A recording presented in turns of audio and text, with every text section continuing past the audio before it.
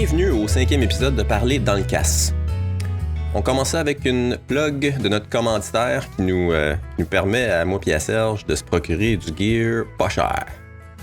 C'est fou comment on peut se créer des besoins quand on a un deal sur du gear. Mais rassurez-vous, on n'est pas en train de se mettre riche avec ça. La plupart du gear va servir en bout de ligne anyway à explorer puis équiper des nouveaux cliffs.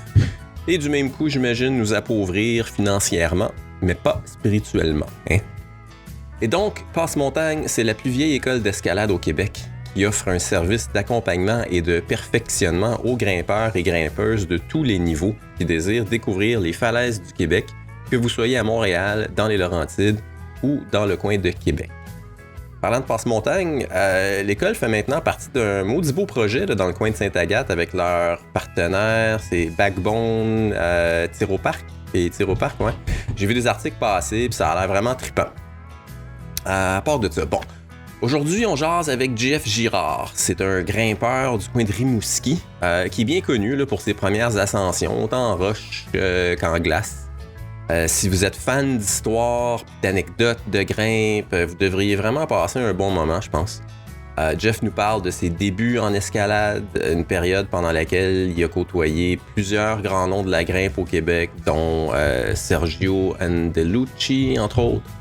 Il nous raconte des histoires du Festiglace. Après ça, on parle des voies qu'il a ouvertes au Pic de l'Aurore en Gaspésie.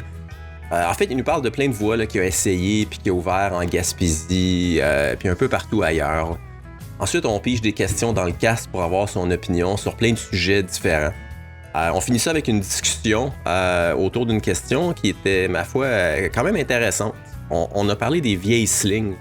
Les vieilles slings qu'on retrouve au relais. Qu'est-ce qu'on fait avec ça, de un? De deux, pourquoi il y a des accidents en lien avec leur utilisation? Ça fait quand même réfléchir comme petit bout de conversation. Fait que c'est pas mal ça en gros. Me reste plus qu'à vous souhaiter une très bonne écoute.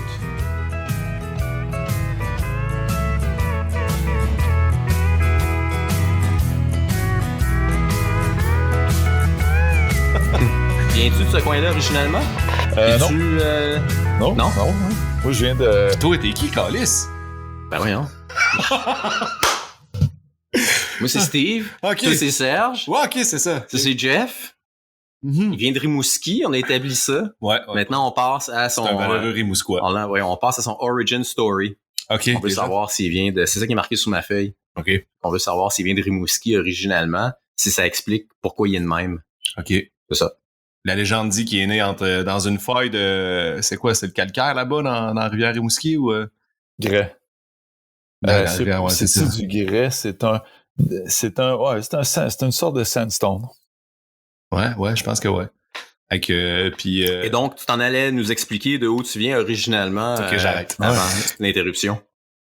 Oui, moi, je viens de la Rive-Sud de Québec, Saint-Lambert de Lauzon, qui est un petit village, là, à peu près, on va dire, à 20 km des ponts de Québec. Ah ouais, ok.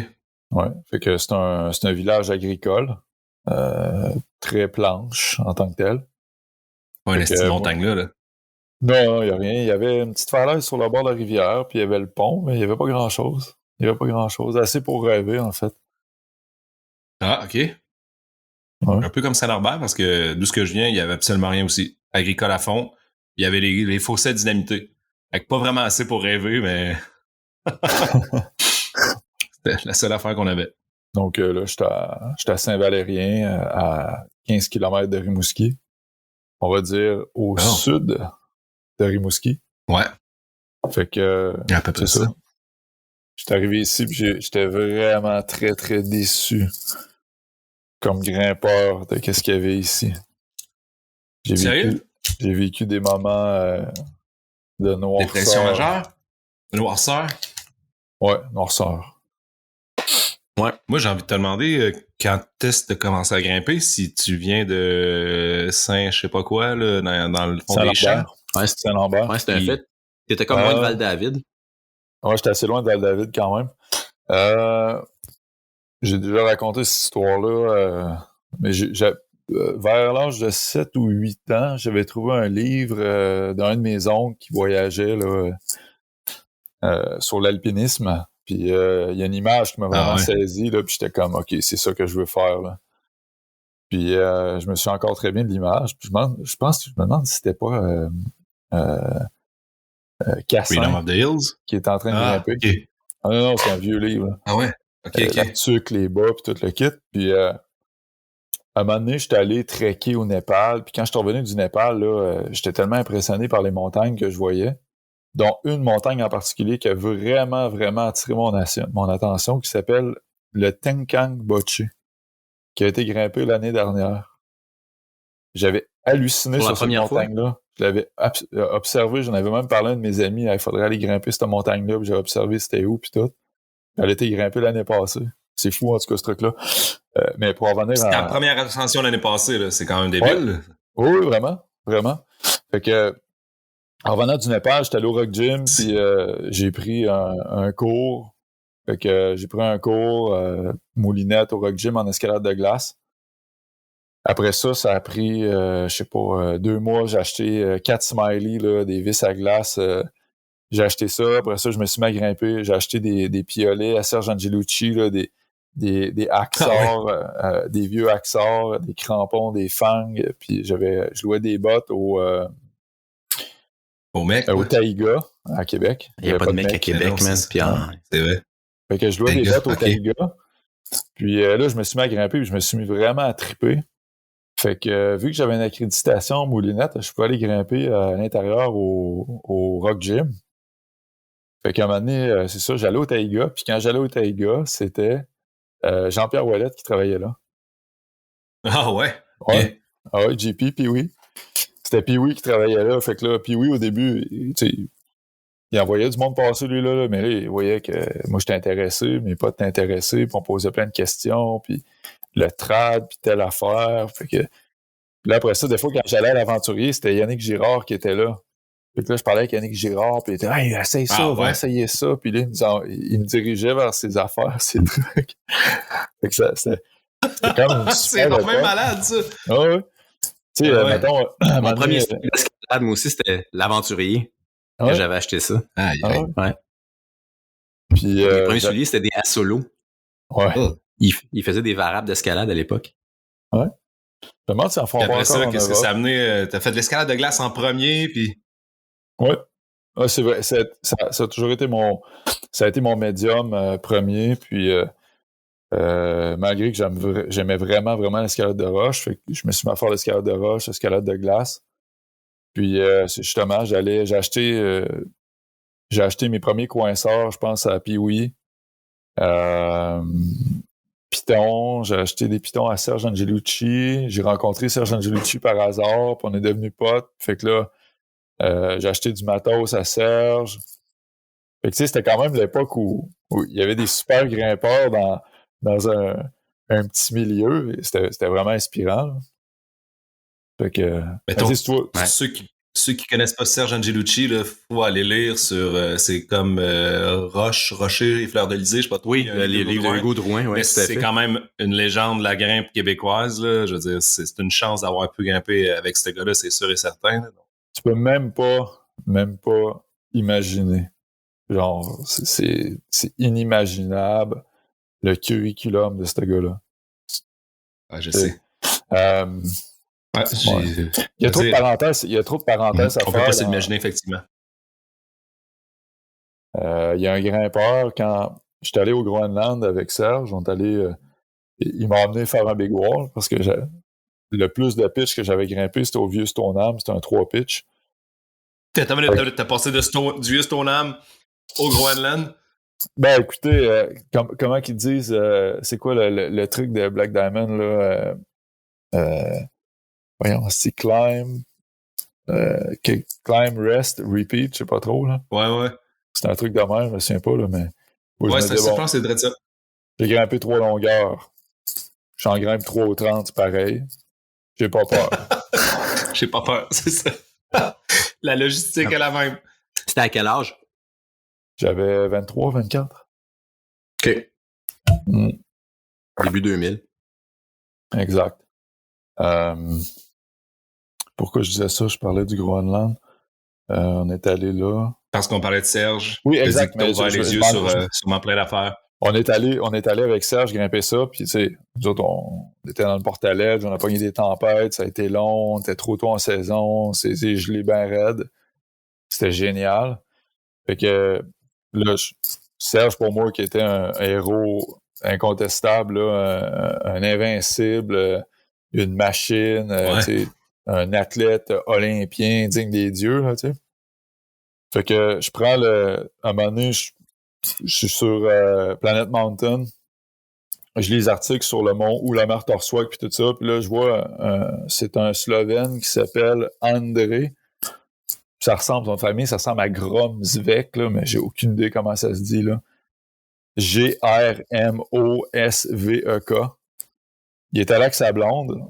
Ils ont on-sité les 30 pitchs. Il y a un 12C dans les 30 pitchs. On-sité. Puis ils ont fait ça genre en 20 heures one push. Le lendemain, ils ont pris une petite pause. Ils ont marché les genre 15 ou 20 km qui se rendraient à l'autre montagne de 1500 mètres. Ils l'ont grimpé en 2 jours on-site à une difficulté de genre 5-11+ ou 12A RX, à peu près. Ils ont redescendu, ils se sont reposés une journée ou deux, puis sont allés grimper une autre montagne de 800 mètres on-site, one push une journée. Je me demande si c'est pas la voie que dans une des vidéos de Return to Sender, les gars, ils essaient, c'est Timmy O'Neill, puis son nom à lui, ce gars-là, il est pas tellement connu. En tout cas, bref, ils ont passé plein de jours à pouvoir la faire en un push, puis ils ont tous travaillé les pitchs pour l'avoir, des gars du Yosemite, puis tout. Lui, voilà avec sa blonde, il fait ça, on-site, une journée. Ça, c'est de la voie de roche là, que vous êtes allé faire, c'était pas du mix ou de la glace. Ouais. Fait que quand moi, j'écoute les récits de ce gars-là, qui était un des partenaires de Francek Neck, puis de Silvo Caro, de Wojtek, peut-être pas de Wojtek Kurtika, mais en tout cas, bref, qui était un partenaire de ces gars-là, c'est juste comme, OK, même Serge, qui pour moi était ces gars-là, c'était une classe complètement à part. C'est encore plus. Ouais, puis il faut dire que la longueur en 5-12, c'est juste des rivets dans de la roche. Faut que tu mettes des noix sur les rivets pour pouvoir progresser. Lui a fait ça. Aïe, ok. Ouais. Ah ouais. C'est en t'étirant que tu deviens plus souple. Ça a l'air. Tout ça amené à tout ton bagage puis ta volonté à grimper plein d'affaires dans le fond dans différents styles, quoi, ou au final, ou... Ben oui, ça fait partie du cheminement, absolument. Absolument. Ça fait partie du cheminement. Il y a quand j'ai commencé à grimper, il y avait des grimpeurs il y avait beaucoup de monde qui faisait de l'escalade mixte. Il y avait Jean-Philippe Villemer à l'époque qui était comme une vedette de l'escalade mixte. Il y avait Benoît Marion. Il y avait Guy Tremblay. Il y avait Fred Maltais. Yannick Girard. Il y avait Jean-François Dion. Jeff Dion.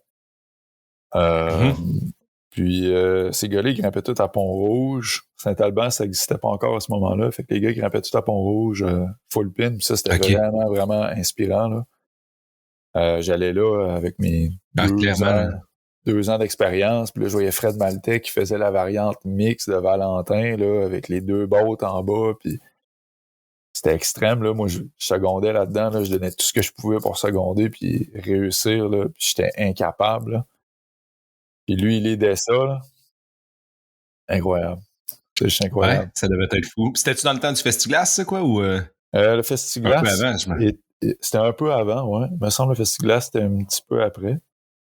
Ouais. Puis, quand le Festiglas est arrivé, il y a, justement, quand je parle de stretcher je peux pas dire stretcher de conscience ou stretcher de possibilité, mais il y a Evgeny Christochetiev qui est arrivé.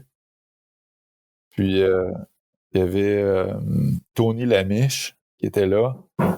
Ouais. Tony Lamiche, puis il y avait un autre. Voyons, c'est quoi son nom? Il y avait Daniel Dulac qui était là une année. Puis l'autre, son nom, lui, il était complètement débile, ce gars-là. Bref, ça va m'en revenir. Bref, mais ces gars-là, ils étaient là, puis ils grimpaient des affaires, là, puis ils grimpaient des voies, ils grimpaient en trad. Guy Lasselle était là, il faisait des voies en trad à Pont-Rouge. Ben oui, c'est ça, j'entendais parler de ça. Là. Ça devait être comme démentiel, de voir ça aller. Là. Je peux pas imaginer qu'il pas en trad à Pont-Rouge. Stéphane Husson. OK. J'ai vu Stéphane quelque chose Husson. De ça, c'était pas... Ouais. Au Festiglas, il grimpait avec Audrey Gariepi. Puis, le monde était vraiment fort à ce moment-là, là. Sérieusement, là, Audrey Gariepi, là, aïe, elle était vraiment solide. Il grimpait avec Audrey Gariepi pendant la compétition, puis quand tu ouvrais des voies en tête, à vue, ça donnait vraiment beaucoup de points. Puis, c'est ça qui est débile, tu sais, c'est une règle un genre de death wish, c'est un règlement de compétition sportive. Ben, si tu ouvres une voie en tête dans de la petite pile de pu, ben, on te donne plus de points, c'est que, essaie de pas te tuer, par exemple. C'est comme... Écoute, cette histoire-là, c'est une primeur. C'est une primeur pour votre podcast. Oh! Ça va fitter super bien avec la question d'engagement qu'on veut jaser. Exactement. Là. Stéphane Husson, il était avec Audrey Gariepi, puis peut-être qu'Audrey l'a déjà raconté. À moins qu'il était avec quelqu'un d'autre, mais dans mon souvenir, il était avec Audrey Gariepi. Puis Stéphane, moi je le regardais, j'étais l'autre bord, je venais de grimper, puis je le regardais grimper, puis on était dans le coin de, on va dire, la source enchantée à Pont-Rouge. Puis c'est en avant d'Hivernator. Puis là, je vois Stéphane qui part. Puis là, il y a, je pense que c'est Daniel Dulac qui est en haut, puis qui est en train de le filmer ou le prendre en photo. Puis Stéphane, il pogne 2-3 coinceurs, une stubby, il part là-dedans, là, puis c'est vraiment, vraiment de la roche pourrie. Il part là-dedans. Il a fait peut-être 8, 9, 10 mètres. Il a fait 8, 9, 10 mètres on va dire, en solo. Puis là, à un moment donné, il met un genre de coinceur, tu sais, il met un genre de coinceur, puis là, il place ça, puis là, il continue à grimper, puis là, il cherche sur son rack, puis mettons, il y a... Je pense que c'est un point 75 ou un numéro 1. Il essaie de le mettre dans le genre de fissure qui est là. Ça ne fit pas. Là, il le remet sur l'harnais, puis il regarde le caméraman. Il dit « Hey, tu peux-tu m'envoyer ton numéro 2? » Il y avait un numéro 2 sur son harnais. Fait que là, il est complètement en dévers, là, tu sais, sur un bras. Il est sur son bras, puis là, il regarde en haut. L'autre, il lance le cam. Il est peut-être 3-4 mètres plus haut. Il lance le cam. Stéphane Husson, il l'attrape. Il le met dans le crack, il clip. Il dit, hey, tu me renverrais, il regrimpe un mètre et tu me renverrais-tu un autre, un numéro 1.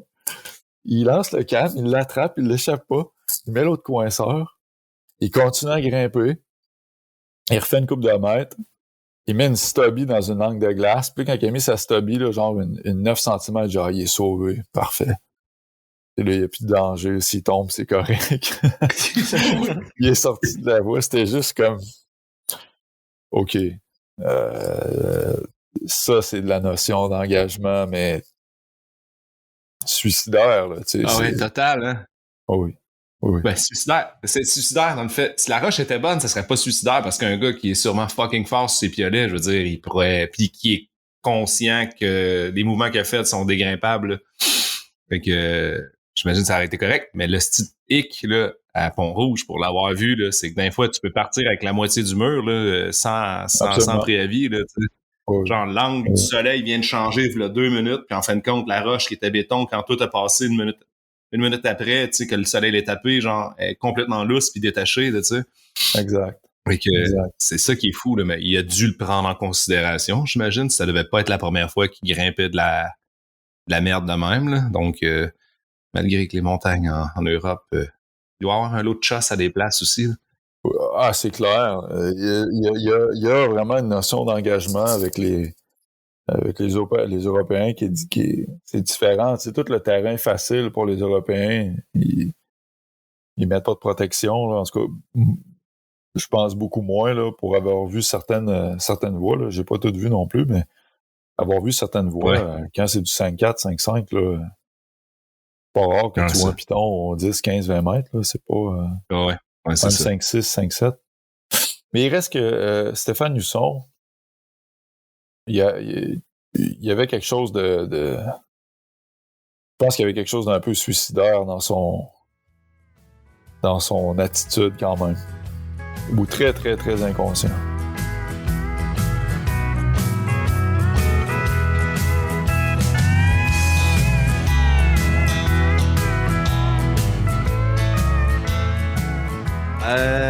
Jeff, qu'est-ce que ça fait de bon cet été? On va switcher à ta saison de roche un peu. Là. Je sais que la glace s'en vient. Je vais entendre parler de cailloux. Ouais. Puis de bière. Fait que ça fait de bon cet été? Parce que là, j'ai vu des notes de Serge, puis j'ai comme plein de questions sur plein d'aspects des notes éparses qu'il a pris. Mais vas-y, mets la table un peu. Ouais, mettre la table, il faut comprendre que moi, en été, je suis un absolu weekend warrior. Je grimpe très peu, en fait, l'été.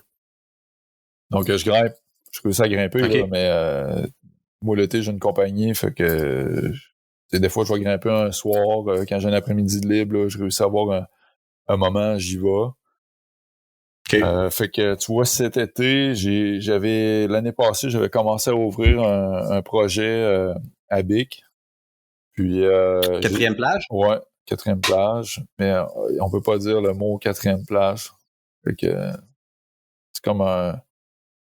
Vu que okay. c'est pas un site qui est autorisé, on n'a pas le droit de grimper là en tant que tel. Fait qu'on va dire une falaise, sur une falaise obscure de Rimouski. Mais non, je veux dire, c'est important de le dire, là, dans le sens que moi, l'idée de la transparence est importante pour moi, puis je pense que c'est plus important de dire à la 4e plage, en ce moment, tu devrais pas aller grimper là. Plutôt que de dire je grimpe à une espèce de crag mystérieux, que dans le fond, on sait tous de où on parle, mais bon, 4e plage, c'est pas le temps d'aller là. Tu peux peut-être expliquer pourquoi? Ben, c'est assez simple, c'est qu'on n'a pas de droit d'accès. Donc, s'il arrive quoi que ce soit, on peut perdre l'accès de ce site-là, qui est honnêtement notre seul site, qui est honnêtement notre seul site intéressant, accessible. Parce qu'honnêtement, la 4e plage... Le problème d'accès, il émane de où? En fait, c'est que c'est plusieurs propriétaires terriens qui... il y a eu des pourparlers avec la FQME et tout ça. Puis, c'est pas... ils veulent pas fédérer le site en tant que tel, là. Puis, OK. Même genre de situation que le mur des Contis ou... Je connais pas le club de Contis, je connais pas exactement Des fermiers? Non, c'est pas des fermiers. En fait, c'est des gens qui ont... Ben, il y a des fermiers, mais il y a aussi des gens qui ont un groupe immobilier. Pardon. Puis qui avaient un projet de faire un développement, là, tu sais, mettons, autour d'un golf, avec des constructions écologiques, puis tout ça, là. Mais ils ont été bloqués par un comité citoyen, puis la ville de Rimouski. Donc, ils n'ont pas pu faire leur projet en tant que tel.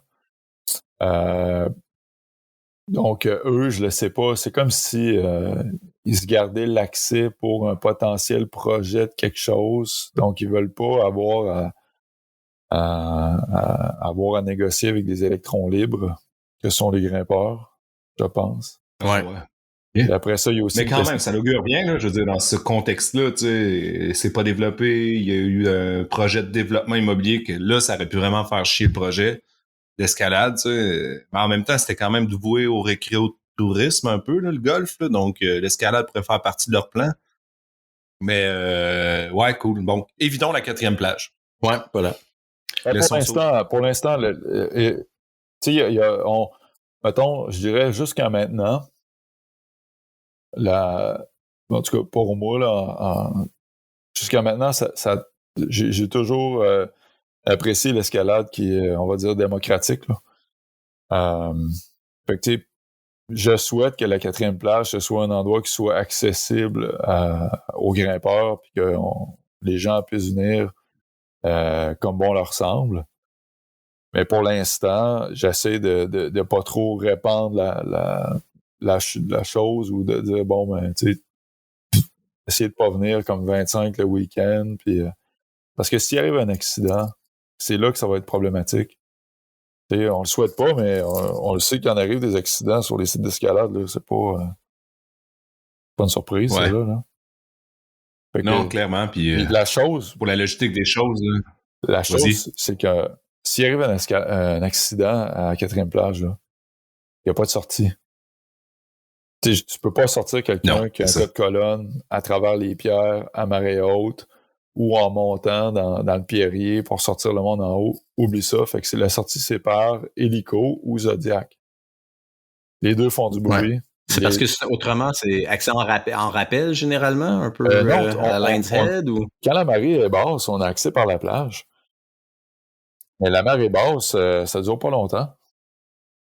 Fait que la plupart du temps, là, c'est mi-marée ou marée. Mettons, c'est surtout mi-marée, marée haute. À mi-marée, l'accès est très restreint. À marée haute, il est très, très, très restreint. Fait que, tu sais, je sais pas.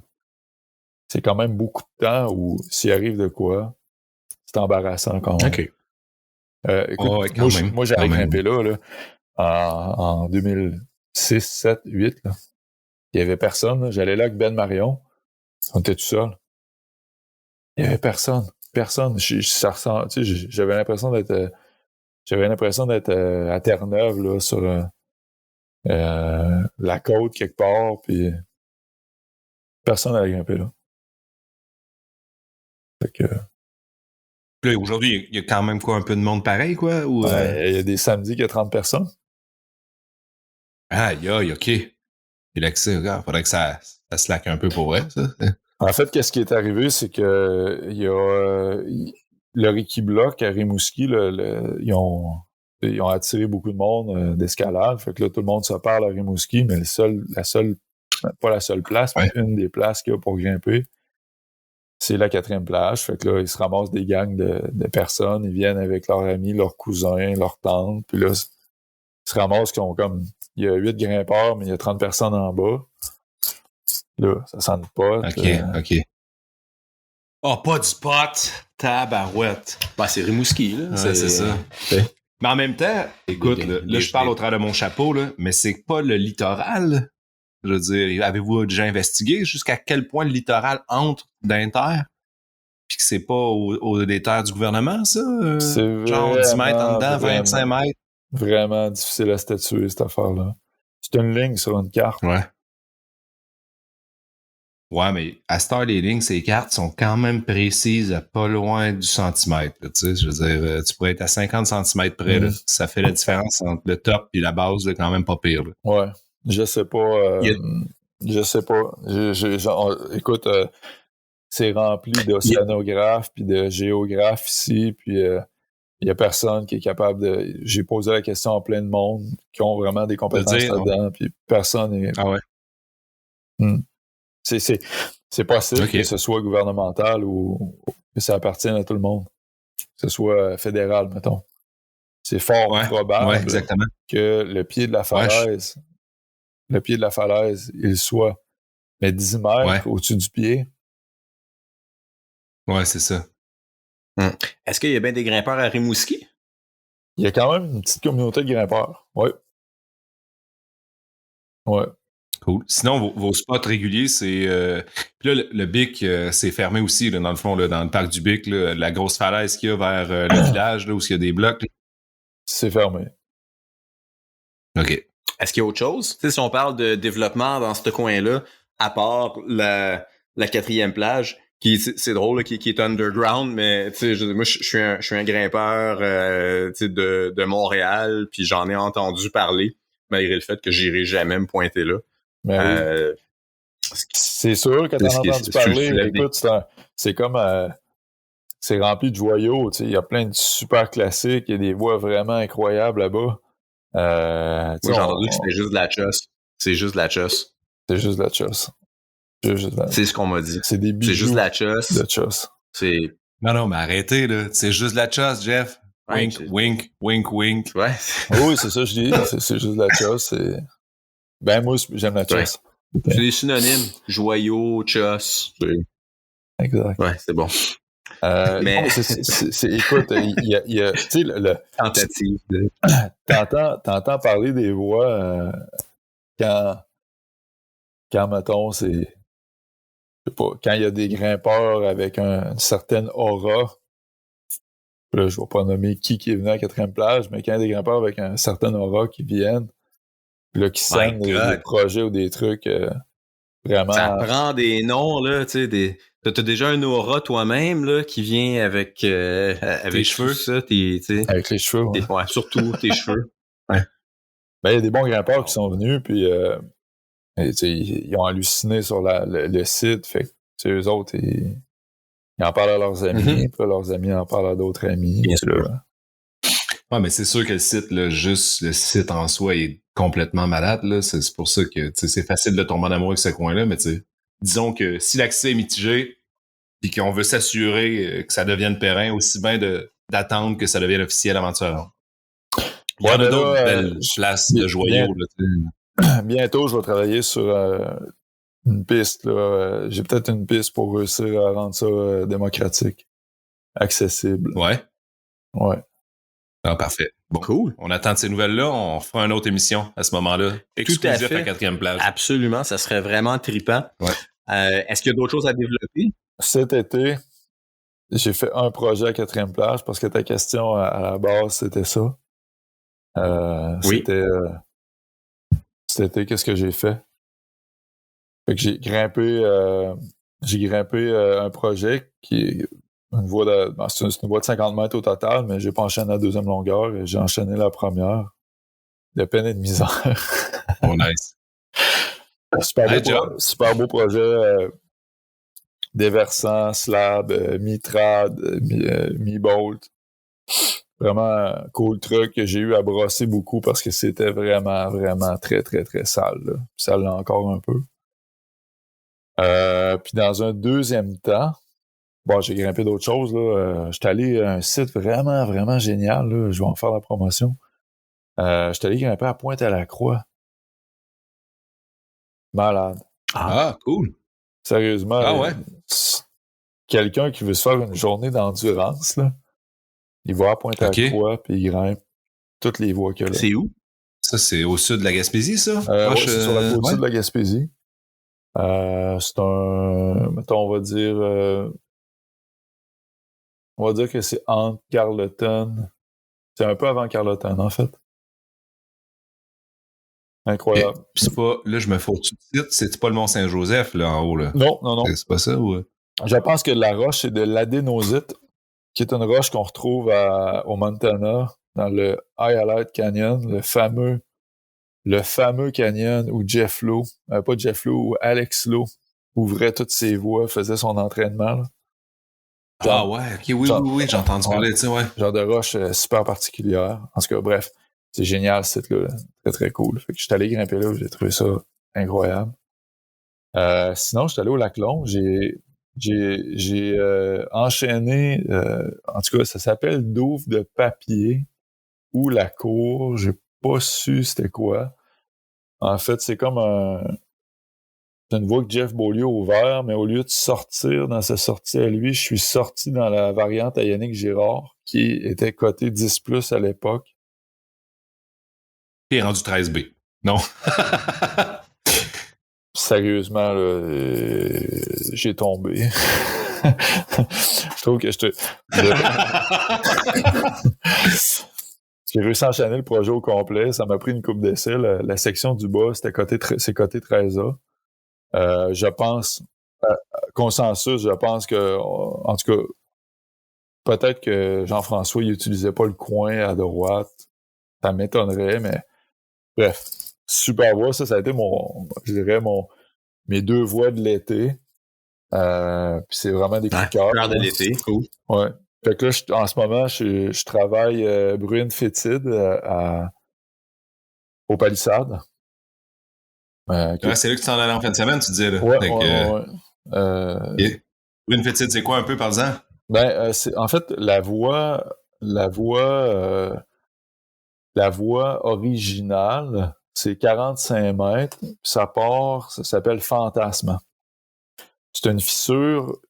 OK, ouais. C'est une fissure qui part un peu avec un genre de dévers, un genre de mouvement là, un peu bloc. En c'est pas la 11D, ça? La 11D classique? OK. Ouais. Fait qu'il y a un genre de toit à passer avec un move un peu en bloc. C'est engagé quand même, ce truc-là, parce que c'est quand même... la roche est pas si bonne. Puis là, ça part dans une genre de fissure qui devient un peu déversante, qui devient fist, main. C'est vraiment particulier, là. Puis ça sort sur un genre de vire. Puis là, Fantasme va vers la gauche. Puis ça, c'est une super fissure, là. C'est ultra dynamique. Tu passes de numéro 3, 2 à Metolius Mauve. Aïe, Des aïe. scans, Ouais. là, puis ça devient... Le crux, c'est un peu un crux technique de face. C'est génial. Fantasme, là, c'est sérieusement une des belles voix là, qu'on a au Québec. Là. Fait que ça, en descendant de là... C'est sur ma liste, là, vraiment, dans le top. Il faut que j'aille essayer ça. Là, ça a l'air fou. Ah, écoute, c'est génial, ce truc-là. C'est vraiment... c'est à faire. Puis... Tu me crains bien raide. Là. J'ai juste envie d'aller grimper de la fissure. Ben oui. Amène tes enfants, il y a une gardienne au palissade. Es-tu sérieux? Non. Je pensais que tu allais dire amène tes enfants, il n'y a pas d'herbe à puce en bas de la paroi. Là. Tout ce que j'entends des palissades, c'est que c'est loadé d'herbe à puce. Il n'y a pas d'herbe à puce à cet endroit-là. Non, il n'y a pas d'herbe à puce. Ah bon, parfait. Bref, pour revenir à Brune Fétide, parce que là, on s'écarte, on parle d'escalade. Bon, on s'excite. C'est quoi, qui est une variante de Fantasme, dans le fond? Ouais, c'est que moi, il y avait une vieille boat, puis j'imagine la vieille boat avec un cam, c'est un relais. Moi, j'ai remis un relais là. Fait qu'à gauche, ça va dans Fantasme. À droite, ça va dans Brune Fétide. Puis je l'avais zioté, puis je pense qu'il y a 2 ans, j'étais allé avec un ami, là, on avait un party de famille à Malbaie. J'étais allé avec un ami juste faire un tour là-dedans, mais il faisait comme 30 grosses. Puis là-bas, c'est un four, là, c'est un peu comme Weir, là, c'est plein soleil. Là. J'avais essayé ça, puis j'étais comme resté en tête que c'était pas si pire que ça comme voix. Là. Je me disais 12C, c'est pas 12C ça. Je me disais, c'est pas genre 12A, là, c'est vraiment... Puis j'étais retourné cette année, aïe aïe. C'était 12C. Ben, j'aurais tendance à penser que c'est plus que ça. Ouais, ok. Ouais. C'est qui a ouvert ça, Brune Fétide? C'est François Roy, en 80... beau, Brune Fétide. 86 ou 88. Puis... Ah? Ouais, 12C en 88. Ouais. Ça doit être dindant. Ouais, François Roy, il était vraiment, vraiment solide. Incroyable. Ouais. Ce gars-là, il aurait pu faire toutes les revues, les magazines de l'époque.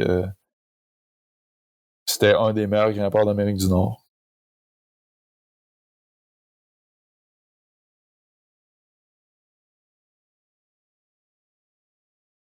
Ah, écoute, mes yeux mouillés. On a parlé de glace en masse. Ah ouais, bon, je pense qu'on a fait le tour, là. On parle de glace depuis tantôt. Non, mais là, écoute, t'as fait tes premières armes, ça à glace. Là, on a parlé de roche, ton projet d'été, puis tout. Puis là, moi, je veux entendre parler un peu de glace quand même, là, tu sais.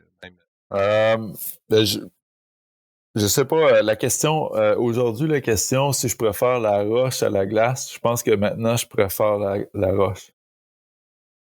Ah ouais? Tant que ça, là? Ouais.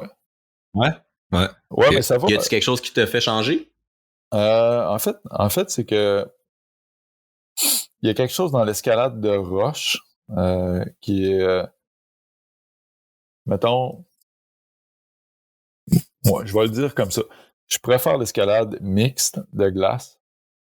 La chose avec la roche, c'est que c'est sûr. C'est sûr, pas au sens, c'est sûr, ça tient. C'est sûr que, tu sais, mettons, tu dis, OK, ben, hey, je m'en vais travailler le toit de benne. Écoute, j'ai probablement 1000 ans pour le travailler le toit de benne avant que ça s'écroule. C'est pas crève-cœur comme Hey, Serge. Au moins. Hey, il y a une ligne de glace là, qui s'est formée au Cap Trinité. Et in demain. In. Là, genre, Ouais. tu regardes la température, il fait moins 21. Ils vendent 72 km/h, 99% d'humidité. La marée est haute, puis il y a une tempête de neige au Saguenay. Puis là, t'es là. Puis là, tu regardes la météo, puis t'es là. Oh non! Il annonce plus 7 mercredi. Ça va tout c'est ça. C'est comme... Fait que là, il faut que tu, non seulement ça, mais il faut que tu lâches ta job. Faut que tu lâches ta job pour aller grimper la voie drette là, tu sais. Ben moi, je travaille pas l'hiver, fait que c'est pas un problème. C'est pas un problème. L'hiver, je grimpe autant que c'est pas un problème, là, t'as quand même juste comme une fenêtre de 48 heures pour grimper à la voie de glace qui va peut-être revenir dans 22 ans. Ben oui, puis là, on est là. Hey, on s'essaye, on y va. Tu sais. Là, on part, mettons, puis là, ou genre, je cherche quelqu'un, là, je pogne le téléphone, je cherche du monde, là, j'appelle du monde. Trouve personne. Ton projet, non, trouve personne. Puis là, finalement, trouve quelqu'un. Là, genre, je me lève à 4 heures du matin, je fais le tour. J'arrive à Québec, pogne le trafic. Là, le troisième lien n'est pas encore construit. Là, je pogne le pont. Là, je fais le tour de Québec. Là, 2 heures plus tard, je sors de Québec. Tempête de neige dans le parc. Là, j'arrive au projet, genre, il est 8 heures le soir. Puis là, le lendemain, finalement, la photo que la personne m'avait envoyée, elle avait pris dans un angle 7 km plus loin avec un zoom, mais c'était un micro filet de glace. Puis c'était pas formé. Hein? Aïe aïe! C'est vraiment ça, là. Je sais pas si le monde comprenne, là, juste en l'entendant, là, mais comme, asti qu'on s'emballe avec une photo, les grimpeurs de glace, on se dit, aïe aïe, c'est in, le gros, on crisse tout ce qu'on a en branle maintenant, là, puis on décalisse dans le fond du bois parce que le gars m'a envoyé une photo de 8 pixels, asti, avec un point blanc au centre. Exact. Je suis pas mal sûr que c'est la voie qu'on voulait grimper il y a 10 ans, puis c'est aujourd'hui qu'elle est in, tu sais, comme, puis peut-être, il annonce 2 dans 3 jours. Faut qu'on parte. Ouais, exact. Aïe, aïe. Exact. C'est excellent, ça. Je sais pas. Il y a quelque chose là-dedans quand même de cool, mais à un moment donné, oui, c'est éreintant, là, tu sais. Écoute, un de mes grands rêves, c'était de faire la directissime au Cap Trinité l'hiver. Ouais. Fait que on arrive là, première année, on va là, puis je pense que j'y vais pour la fois avec Pierre Raymond, de Flame. Hein. Pierre Raymond, un grimpeur du Saguenay que je salue, pour qui j'ai beaucoup de respect et d'estime, que j'appelle de Flame Raymond, parce qu'il s'appelle Pierre Raymond. Il est comme un nom de joueur de hockey, là, puis il est super motivé, là, fait qu'il l'appelle de Flame Raymond. c'est vrai que ça fait Jersey un peu. Ouais, c'est ça. Fait que là, je m'en vais là avec Pierre, puis c'est drôle, ça fait long. On s'en va sur le Cap Trinité en ski de fond, là, on arrive, on commence à grimper sur le cap, grimpe la première longueur, puis je pense que cette fois-là, ouais, j'avais... Ah non, la première fois, en tout cas, bref. On avait grimpé puis tout, puis là, il faisait trop fret, là, on baille, on s'en va de là. J'étais déjà allé avec Ben Dubois avant, on avait fait 3 longueurs, là, à peu près l'équivalent de 3 longueurs, ça avait vraiment été cool, mais on avait redescendu parce que c'était même affaire trop fret. Je suis retourné avec Carl. Puis Louis Rousseau, on arrive là, la pierre sur laquelle moi puis Ben Dubois on avait grimpé, ça sonnait comme du verre, c'était méga dangereux. On est retourné pour la faire tomber. Là, c'est au Cap Trinité, là, de Rimouski, là, l'hiver, là. C'est 7 heures de char, là. C'est pas tu sais, là, c'est 7 heures de char, plus 10 km de ski de fond, plus emmener le stock, puis tout. Des fois, on avait des rails en skidoo, c'est cool, mais d'autres fois, non. Là, on arrive en haut, grimpe le diède. Le diède, là, le deuxième pitch, là, c'est un pitch de off-wit mix de mongol, là, genre en M, je sais pas combien. Là. Puis en haut de ça, c'est toutes des roches lousses qu'on a finalement fait tomber pour finalement continuer en artif, dans de la roche qui se grimpe pas en été, qui se grimpe pas en hiver, qui se grimpe juste en artif.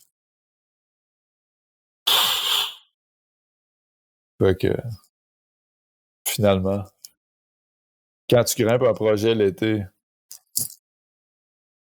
il n'y a pas toutes n'y a pas toutes ces composantes-là qui sont,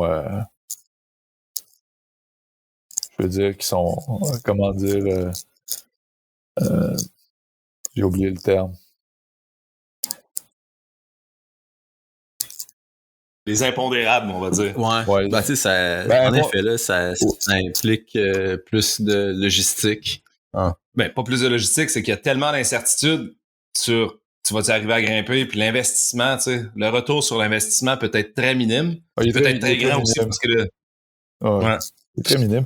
Tu sais, dans mes débuts, on allait grimper au chute Montmorency. T'es malade. Tu sais, tu vas aux chutes, là, tu te poses rarement la question si tu es en condition, les chutes ou non. Il y a toujours de quoi grimper là ou presque. ouais, c'est ça. Et puis, C'est vrai, hein? C'est génial, là. Ça grimpe. Pont-Rouge, même chose. Tu vas grimper à Pont-Rouge. C'est rare qu'à Pont-Rouge, tu peux pas grimper quelque chose, même en moulinette, là, en moulinette ou quelque chose de relativement... il y a toujours de la glace. Mais quand... Tu sais, à Pont-Rouge, j'ai pas tout grimpé, mais j'en ai grimpé une méchante trolley. Et je me Montmorency, j'ai pas mal tout grimpé. Qu'est-ce qu'il y avait là, à part les voies qui se forment dans la chute, là. Mais après ça, pour aller grimper, mettons, une voie que j'aimerais grimper, l'ogre du fjord. As-tu déjà entendu parler de ça? C'est un grade L'ogre 6 du fjord, non. qui a été grimpé par José Dionisio. Ouais. Oui, mais ça a été regrimpé il y a pas longtemps, c'est ça? Pas loin du... il y a Charles Roberge, non? C'est pas ça? C'est le Grand-Duc. Ils ont grimpé? Ça, c'est un le grade 6, Grand-Duc. 4-5 pitch? Grand-Duc. Le Grand-Duc, t'as raison, excuse-moi. Ouais. Bref, l'ogre, j'ai jamais trouvé c'était où.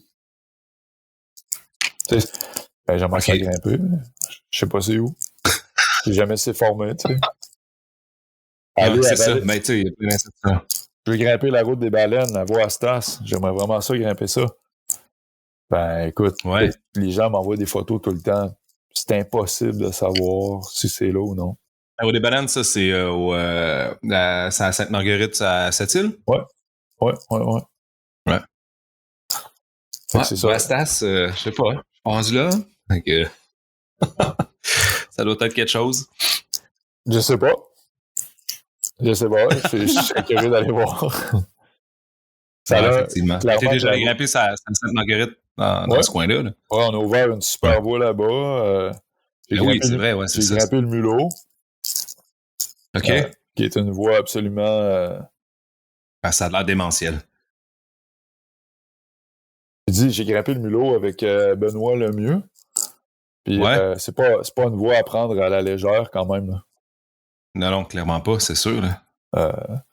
Je pense qu'on l'a eu dans des bonnes conditions. Ouais. Mais tu sais... Ça, c'est sur le top de ma liste aussi, autant que Fantasme, mettons. Ouais. En été. Ouais. Le mulot, là, c'est... La première longueur, c'est assez sec. Il y a de la protection, mais tu sais, ça prend un peu de temps avant que t'en aies de la bonne. La deuxième, c'est des grosses fleurs déversants. Avec ça doit être fou, ça. Quelques protections, mais moi, il y avait eu 2 cordées qui étaient passées avant moi. Fait qu'il y avait quand même... c'est que t'avais plus de place d'un... Ouais, genre, chaque fois que j'avais pour visser quelque part, que je me disais, ça va être bon, il y avait un trou de vis. Là, il y en avait 1, 2 ou 3 ou 4, parce que les gars avaient essayé. Ouais. Fait que là, je cherchais des trous de vis, mais la deuxième longueur, c'était pas si mal. Mais la troisième, c'est sortir d'un trou. C'est déversant. C'est 80... Ça doit être 92 ou 13 degrés sur à peu près 15... autour de 15 mètres. Puis, il y a des protections au départ. Puis après ça, là, il y a une zone facile, on va dire entre 3 et 5 mètres. Il y a de la glace, mais c'est juste comme des blobs de glace là, qu'il faut crocheter. Puis, il n'y a pas moyen de protéger là. Mais c'est vraiment une grosse longueur d'endurance. Là. Grosse longueur d'endurance. C'est que ça a l'air malade. Ouais. C'est génial, ce truc-là. Puis après ça, en haut, ça sort sur une espèce de langue de glace là, vraiment cool. Là, genre de morceau un peu mince ou les épinettes. Puis, le relais, c'est sur une épinette 5 pouces de diamètre. C'est tellement improbable, tu sais, sortir de 220 mètres de glace, genre extrême. Là, ton relais, c'est une épinette de 5 pouces. Tu te rappelles là-dessus. Puis... Est-ce que c'est bon, hein? Est-ce que c'est bon une épinette de 5 pouces? Oui. Oui. Dans la glace, oui. Oui. C'est un 2x4, ça Même pas dans la glace. ça n'a pas 5 pouces. Puis... Ouais. C'est Non, fort. j'avoue. Mais tu sais, il reste que... Est-ce que c'est aussi... Est-ce que c'est aussi bon s'il y a une vieille sling autour de l'épinette de 5 pouces? T'essaies-tu de nous emmener tranquillement? Tranquillement, là. S'il y a une vieille sling, tu te clips juste à la sling. Tu sais, je veux dire, c'est ça la règle. Là. Genre, toi et ton chum, juste à la sling qui est comme desséché, ben raide. Tu dis, l'épinette, j'y touche plus. OK. Puis plus la sling est blanche, c'est une blague. meilleure elle est, ouais. J'espère que le monde a compris mon ironie et le sarcasme dans la chose. Là. Bien sûr. Bon, on va en reparler. Ouais. Correct.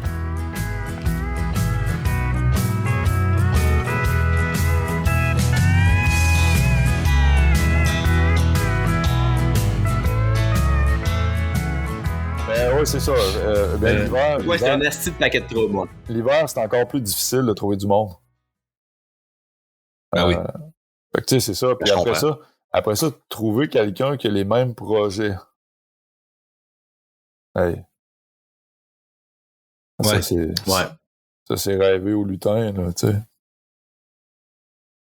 sais. Fait que finalement, comment tu fais? Tu sais, pour rester en forme, pour être capable de closer des projets de même. Je peux te l'expliquer. Vas-y. J'ai un set d'anneaux, j'ai un micro-mur, j'ai un ballon suisse. Fait que je m'entraîne chez nous. Pourquoi un ballon suisse? Gros ballon, ça, le rouge là en arrière. Là. C'est comme le gros ballon, là, tu sais, gros comme un gros ballon de plage. Là. Ah, OK. Ouais. Exact. Fait que je fais beaucoup d'entraînements, mettons, je fais 2 à 3 entraînements par semaine, mettons, dans la maison chez nous. Là. Puis je fais après ça, je vais au port de l'enfer ou sur le bord du fleuve, je mets un micro-traction, puis je fais des laps. Aller au port de l'enfer, c'est 6-7 km de ski de fond. Puis c'est pas des... Ça monte, ça descend. Là. C'est 6-7 km de ski de fond avec les piolets, l'eau, tout le stock dans le sac. Fait que ça prend, mettons, 1h30. Dépendamment des conditions. Là. Mon meilleur temps, ça a été, mettons, 50 minutes. Mais tu sais, la plupart du temps, c'est 1h15 aller. Puis je mets une corde dans le gouffre. Puis je grimpe. C'est ça que je fais. Je fais une coupe de laps. Je reviens chez nous. Puis quand je reviens, je suis calmé. Mais c'est un bon entraînement. Oui, clairement. C'est vrai que tu me payes. Ouais. Ah, moi, tout, je faisais ça aussi avant. Là. Quand les enfants étaient plus jeunes, j'allais de nuit, donc à Mastigouche, là, qui était à peu près à 1 heure de char. Ouais. Je me mettre une corde, je faisais des laps en nuit. Ah ouais. Juste pour pogner du millage. Là. Mais ça. Parce que il n'y a rien qui remplace non plus la vraie chose. Là. On a bien beau s'entraîner sur du plastique comme de défoncer, mais quand t'arrives, faut que tu le trosses ton crampon. T'as du millage en la cravate. Oui, ça prend de la grimpe. Ça prend de la grimpe au travers. Là. T'as beau être capable de faire 200 de chin-up. Là. 200 de chin-up. Moi, je suis loin après ça que ça. Là. Quand ta main est sur ton piolet, sur une prise qui est petite, c'est pas les mêmes muscles qui travaillent. Toute la stabilité que ça prend pour maintenir un piolet sur des petites prises, c'est pas du tout les mêmes muscles. Faut grimper. Ouais. Pour ça, la corde fixe. Effectivement, en plein ça. Puis projets qui s'en viennent, parce qu'on a commencé ça en parlant de Pic de l'Aurore, qu'on n'aura pas jasé pantoute, mais... On peut en parler. T'as-tu... Ouais, let's go, là. Le Pic de l'Aurore. T'as des beaux projets qui ont été faits là-bas. Le Pic de l'Aurore, c'est je vais le dire de façon possessive, mais c'est au sens figuré, là, c'est ma falaise. C'est vraiment un site que j'affectionne particulièrement, puis j'aimerais être capable d'ouvrir une voie par année encore pendant un certain temps. Parce que jusqu'à maintenant, c'est ça, là. Ça fait...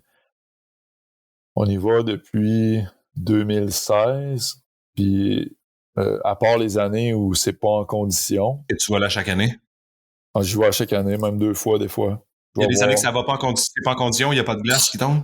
Non, des fois, j'y vais juste pour voir. C'est 5 heures de char de chez nous, je vais voir, je vais checker. Ouais, des fois, c'est pas tant en condition. Je pensais que c'était plus loin que ça, OK? Ouais. Juste 5 heures de char de chez vous, c'est pas si pire pareil, OK? C'est pas super. Ouais. OK. Puis les voies que t'as faites à date, ils ont pas crissé le camp à l'eau à date? C'est bon, ça tient? Non, on a ouvert une voie qui s'appelle la Peau du Dragon, la dernière, qui est une voie de 100... OK. Quasiment 180 mètres, me semble. Aïe, t'es-tu sérieux? C'est donc bien haut comme cliff. Ouais, la première longueur, c'est un M2, M3 de 80 mètres. Après ça, il y a une longueur en traverse en M7, M6 plus, M7 d'à peu près 30 mètres. Après ça, c'est une longueur en M8 plus d'environ 40 mètres. Puis après ça, il reste un 15-20 mètres en genre d'M5. C'est quand même long. 8 plus, explique donc la longueur, c'est pourquoi un 8 plus? J'aurais coté M9, mais je me suis retenu. OK. Ouais. Mais M9, là, ça commence à être du sérieux. Là, ouais, c'est du sérieux. C'est un... Ouais, l'histoire de ça, je pourrais prendre 1 heure pour la raconter. Mais bref, on avait spoté une voie sur la carte, puis en descendant en rappel, on avait spoté une grosse grotte, puis en descendant en rappel, je descendais en rappel, puis moi, je descends dans la grotte. Puis là, quand j'arrive en dessous d'un gros glaçon, c'est un gros glaçon suspendu, cassé. Fait que c'est un toit d'à peu près 1,5 mètre. Puis après ça, c'est de la roche, du genre de conglomérat un peu déversant, avec des petites mottes de tourbe. Puis ça arrive à côté d'un gros cave. Puis là, moi, je suis descendu, j'ai drillé. Je suis arrivé dans le cave, puis j'étais sûr que j'étais à la bonne place. J'arrive dans le cave, là. C'était des tonnes et des tonnes de roches pourries, là. Puis là, on se parlait au talkie-walkie, puis là, je dis, les gars, ça va être long. Puis là, je faisais tomber de la roche, puis là, je cherchais des places pour botter. Je trouvais pas de place où botter.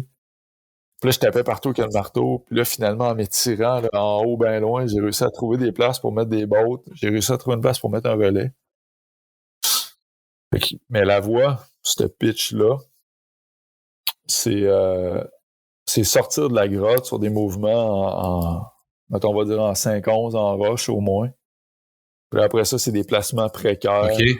C'est des placements précaires sur des prises un peu cachées pendant au moins 4 à 5 bolts pour, après ça, pogner un immense toit de glace avec des coincements de genoux puis méga déversant. Puis après ça, c'est un glaçon en grade 5 pour sortir sur un plateau. Fait que, tu sais, t'as la première longueur, plus le genre de pitch en M6, M7, plus ça, plus un genre de M5 en finale, là. Fait que c'est une méga voie quand même, là. Méga voie, c'est stable. Ouais. Okay. Puis c'est où? T'as-tu écrit? Ça percé, ça, le Pic de l'Or? Percé, OK. Ouais. L'autre voie qu'on a ouvert, c'est... cette voie-là, je l'ai ouvert avec Carl. L'autre voie, je l'ai fini avec Carl, mais j'avais commencé à l'ouvrir avec Simon Nadeau. Ça s'appelle Île de Fièvre. Puis pour la première longueur, là, c'est Carl qui l'avait l'idée. C'est un genre de M4.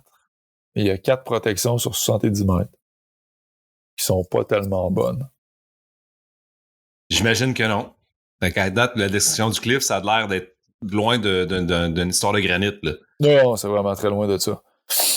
Ouais. La deuxième longueur, c'est un genre de 4+, c'est des choux-fleurs.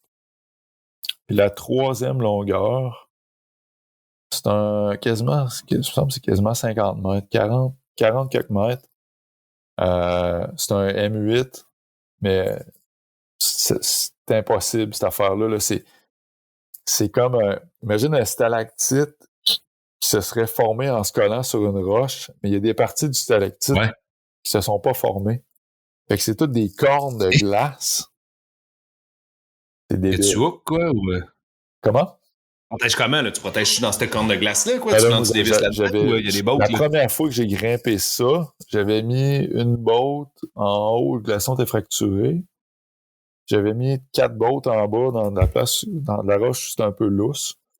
J'avais mis 4 bottes, puis le reste, j'avais grimpé sur le glaçon parce que c'était fat cette année-là, mais c'était fat, sérieusement. C'était craqué partout, ce truc-là. Là.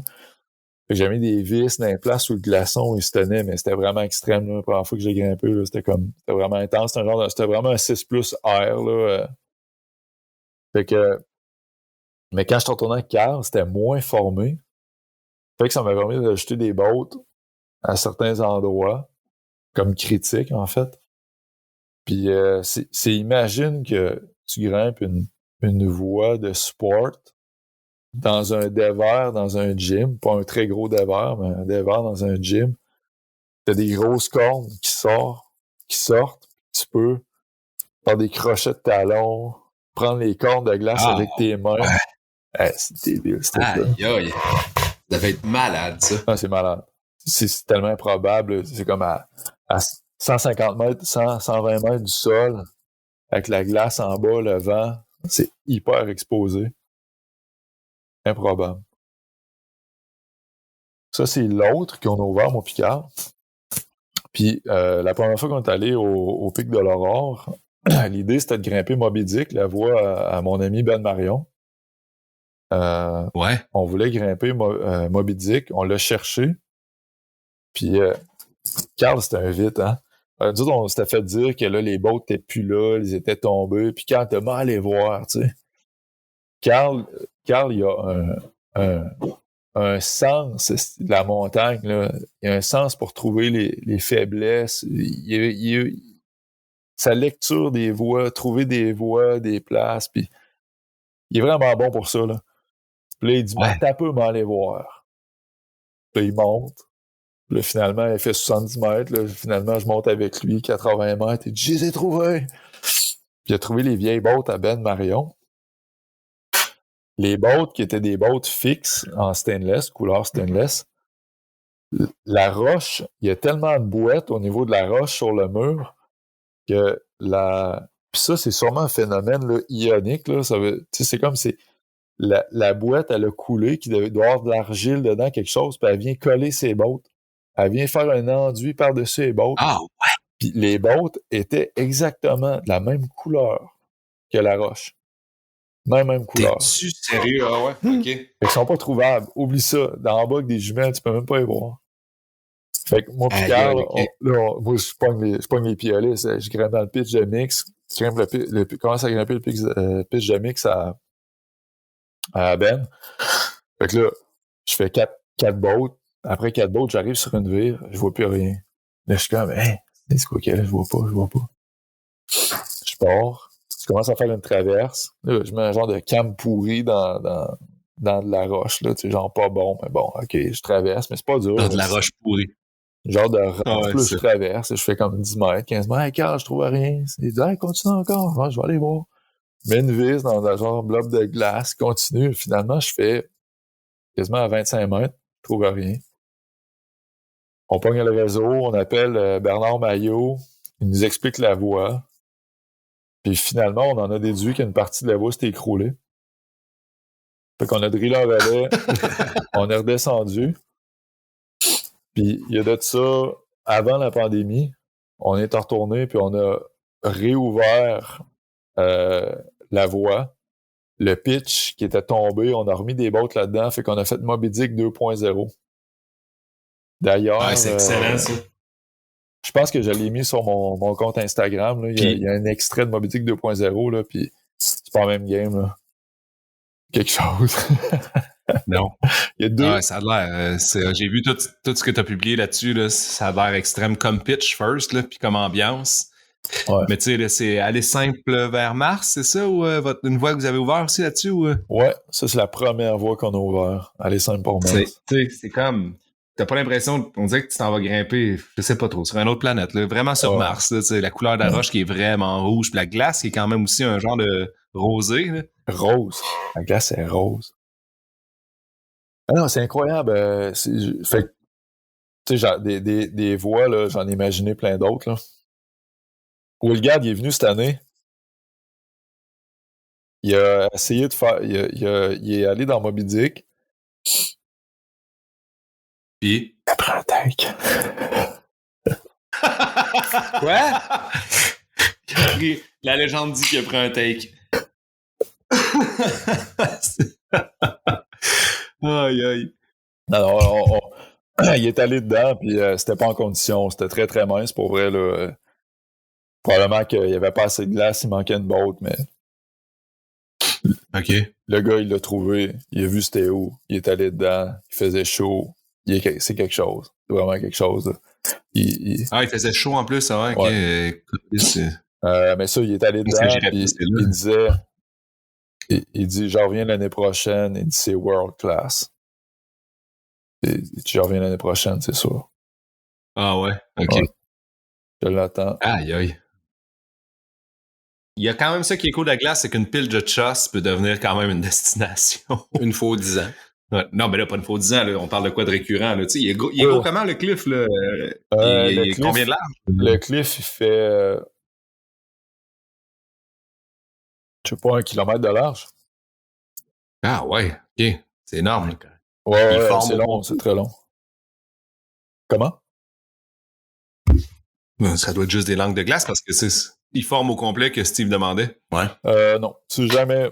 Je pense qu'il y a des Français qui avaient réussi à grimper une voie au complet en glace il y a de ça très longtemps. Les mêmes qui sont tombés avec le cannelloni. Ah ouais, t'es-tu sérieux? OK. C'est pas vrai, là, ça. Là. Ah oui, il y a un Français qui a monté sur le cannelloni, il est tombé avec. OK. Ouais. Il est rien arrivé, il n'a pas été blessé vraiment, mais quand même. Je pense qu'une fois c'est pas la même fois que quand... Ça, c'est pas celle du semblait que Serge... Ça s'est effondré quand Serge grimpait, là. Ça, c'est une autre fois? Ou... Non, ça, c'est ailleurs. Ça, c'est dans Hivernator à Pont-Rouge. C'est ailleurs, c'est vrai, c'est à Pont-Rouge. Ouais, c'est vrai. Ouais. Ils se sont effondrés avec le Cannonali, qui est aussi en Gaspésie, celle-là. Hein? Oui, exact. Qui est à côté du Pic de l'Aurore. C'est vraiment à côté. OK. Mon coup de cœur par rapport à cette falaise-là, tu sais, évidemment qu'on écoute, tu sais, comme là, les gens m'entendent, m'écouter. Moi, des fois, j'écoute vos récits. Dans nos récits, on met de l'emphase sur certains éléments, puis tout ça. Puis moi, on m'avait toujours dit, la roche en Gaspésie, c'est pourri. La roche en Gaspésie, c'est pas bon. Puis écoute, ça fait plusieurs voies que j'ouvre en Gaspésie, là. Il y a une voie... Non, il y a 2 voies que je pourrais dire que c'était vraiment pas bon, là. Mais sinon, là, il y a une voie que j'ai ouverte proche du Pic de l'Aurore. Comment? Dans le coin du spaghetti, du Bedeau, Spanish Connection, ces affaires-là. Là. OK. J'ai ouvert une voie cet hiver on a appelé ça le gnocchi du cardinal. Puis j'ai commencé à ouvrir ça avec Carl. Puis je suis retourné leur beauté avec Audrey, ma compagne. Puis cette voie-là, c'est M9. Mettons, c'est pas M10 parce qu'il n'y a aucun move crève-cœur dedans, là, mais c'est un M9 de 35 mètres. Puis c'est 20 mètres déversant d'à peu près 5 ou 6 mètres. Il n'y a pas un toit. C'est juste déversant. Sur des patates. Ouais. Sur des micro-patates, des patates, des trous. Des patates, hein? Ouais, c'est ça. Puis tout tient. Tout tient, mais en hiver, mais je veux dire, en été, t'as été voir ça, là, cette affaire-là avait l'air d'une pile de boîtes avec des garnottes plantées dedans. Tout tient. Ah ouais, OK. Ouais. C'est le Margalef du Québec. C'est à faire ça, pareil. Ben, ça serait vraiment... Fait que j'ai ouvert ça. Ben oui, c'est ça, je veux dire, c'est quand même... Ça, c'est du conglo, là, on s'entend. Ouais. Là. J'ai grimpé ça, puis je grimpais, puis je riais. J'étais là, ça tient, ça n'a aucun sens, ça tient. J'étais redescendu de là, puis j'étais juste comme, OK, j'écouterai plus jamais qu'est-ce qu'on me dit par rapport à de la roche. Une autre voie que j'ai ouverte en Gaspésie, c'est une voie que j'ai appelée Ad Absurdum. c'est sûr que toi qui connais la glace, t'as sûrement déjà regardé le topo. Il y a un mur avec des voix en latin. Ça te dit-tu quelque chose? Non. Non. Moi, pis Topo, là, m'a dit, ben franchement, là, je suis pas le meilleur. Non. Yeah. J'ai Moi, regardé écoute, quand je suis vraiment... Écoute, Jeff, là, moi, j'écris des topos, puis je l'insulte tu sais, dans les topos, puis il s'en est jamais rendu compte encore. Tu vois. Fait que, c'est ça. On Sur part- des voies sûrement que j'ai ouvert moi-même dans le topo. Tout à fait. Ouais. C'est qu'on part de loin, là. Oui. Il y a un mur en Gaspésie qui s'appelle le Ce mur que du j'aime tour ça, du moi, monde. c'est d'arriver en bas d'un cliff et dire, hey, j'ai tout ouvert. Puis, tu sais, je me dis, j'ai tout ouvert grande up, je suis vraiment cool. Puis là, tu dis, non, il y a 8 topos cette partie-là. Puis, non, mais t'as l'impression, quand tu le fais, au moins, que t'as fait de quoi de cool, là. Tu sais, c'est c'était clair. vraiment propre, justement. Ouais. Fait que ad absurdum, vas-y, continue ce que je t'ai coupé dans ton élan. Le mur du tour du monde. Il y a Ad vitam aeternam, qui est une voie qui était ouverte par François Roy et Stéphane Lapierre. Ad vitam aeternam. Il y a Inch'Allah, qui n'est pas du latin. Je dis que c'est tout en latin, mais c'est pas si vrai. Qui est un grade 5, me semble, au Gés inverse. Les gars, ils ont ouvert des voies là-dessus, là, je pense que c'est en 95. Là. Puis mon rêve, c'était de grimper une de ces voies-là que j'ai jamais vu former. Ok, c'était éphémère, là. Ouais, puis de ça, 2 ans, je pense, il y avait un gars de Rimouski qui est c'est un grimpeur c'est incroyable, ce gars-là. Mathias Arroyo-Bégin, qui est un talent sur pattes. Il est incroyable.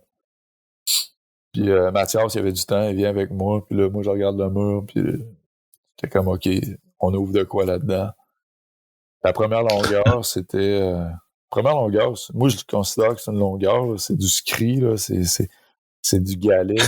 C'est du galet à 45 sur à peu près 100 mètres. Là. Tu peux vraiment débouler. Là. Tu peux vraiment débouler et puis te faire très, très mal.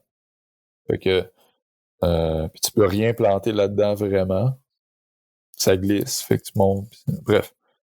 Après ça, c'est une longueur de 60 mètres en grade 5+. Gros pilier, là, vraiment, vraiment génial. Puis après ça, la longueur d'après, ça, c'est mémorable. Là. C'est un genre de M6. Mais dans la roche... Ben voyons, toi. Je veux dire, ça fait 110 mètres, là. Ouais. Dans la roche la plus... C'était épouvantable. Qu'est-ce qui a fait que j'ai continué? J'avais des cordes doubles. J'avais... T'inquiète pas sur l'intégrité de tes cordes. Non, j'étais pas sur c'est ça. J'avais des cordes doubles, mais non seulement ça, je me suis rendu compte de quelque chose de magnifique. C'est que moi, j'avais observé d'en bas que dans la roche, il y avait des patterns différents. Puis je suspectais que dans mon... mettons, entre mes strates pourries, il allait y avoir des strates très, très solides. Puis j'ai visé juste, il y avait des... Je pense que c'était des strates de quartz entre les strates ultra choss. Fait que là, maintenant, j'y mettais, en sortant du glaçon, j'ai mis une botte dans de la quartz, passé un toit, j'ai grimpé dans de la tour, un bon bout. Là, je suis arrivé sur un genre de mur un peu raide. J'ai mis, je pense que j'avais mis une vis. J'ai pu mettre une botte dans une très bonne strate. J'ai continué vraiment dans la choss. J'ai pu mettre une autre botte. Je traînais à drill avec moi, je grimpais. J'ai pu mettre une autre botte. Puis après ça, c'était full on sur genre 30 mètres dans genre glaçon déversant avec des cams ultra pourris puis de la fardoche puis tu sais. Mais vive la glace! Ah oui, c'était vraiment intense. C'était vraiment, vraiment intense. Cette affaire-là, je le recommande à personne. T'sais, si quelqu'un me dit qu'il répète ça, je dis t'es malade. Et puis je le dis pas parce que moi, je l'ai fait de façon... je l'ai fait innocemment. Tu sais, je l'ai fait... En connaissance de cause, tu peux pas avoir de bonnes excuses d'y aller. J'y retournerai pas. Je retournerai pas, à moins que je verrais que 3 fois plus de glace, mais je retournerai pas vraiment. Ouais, c'est ça. Ouais. Mais tu sais, quand j'ai grimpé là-dedans, j'ai juste grimpé vraiment tranquillement, puis j'ai vraiment fait attention, puis j'avais pas peur, j'étais pas je vais mourir là, c'est pas ça que je me disais, mais C'est juste, c'est vraiment... Puis je comprends. Mais ça me donne vraiment le goût. Ben oui. C'était où ça pour être sûr de jamais y aller? Ouais, c'est ça. Je sais pas trop, mais dès que c'est en latin, tiens-toi loin. C'était où c'était t'as pas comment ils appellent ça, là? 10 000 Zoulous, là, juste à côté, là. Il y a Ah, oui. je pense que c'est 10 000 Zoulous. Weir. Ah oui? Ouais, c'est ça, j'étais pour dire. OK. C'est drôle. Le mur du Tour du Juste Monde en- en Gaspésie.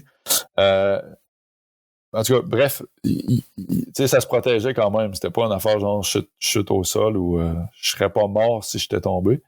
Mais pour dire, on n'a pas... Mais là, t'étais rendu, Chris, à 50, 70 mètres dans les airs. Oui, non, mais il y avait quand même certaines protections. Mais pour vous dire, Ouais. on n'a pas rappelé par la voix parce que j'avais peur de couper le corps en rappelant. Donc, c'était du choss, appelé de shell, là, comme un peu, là, des estis de galets ultra coupants. Exact. Ouais, Ouais. c'était... C'est sûrement ça ton screen en bas, en plus. Hein. Ouais.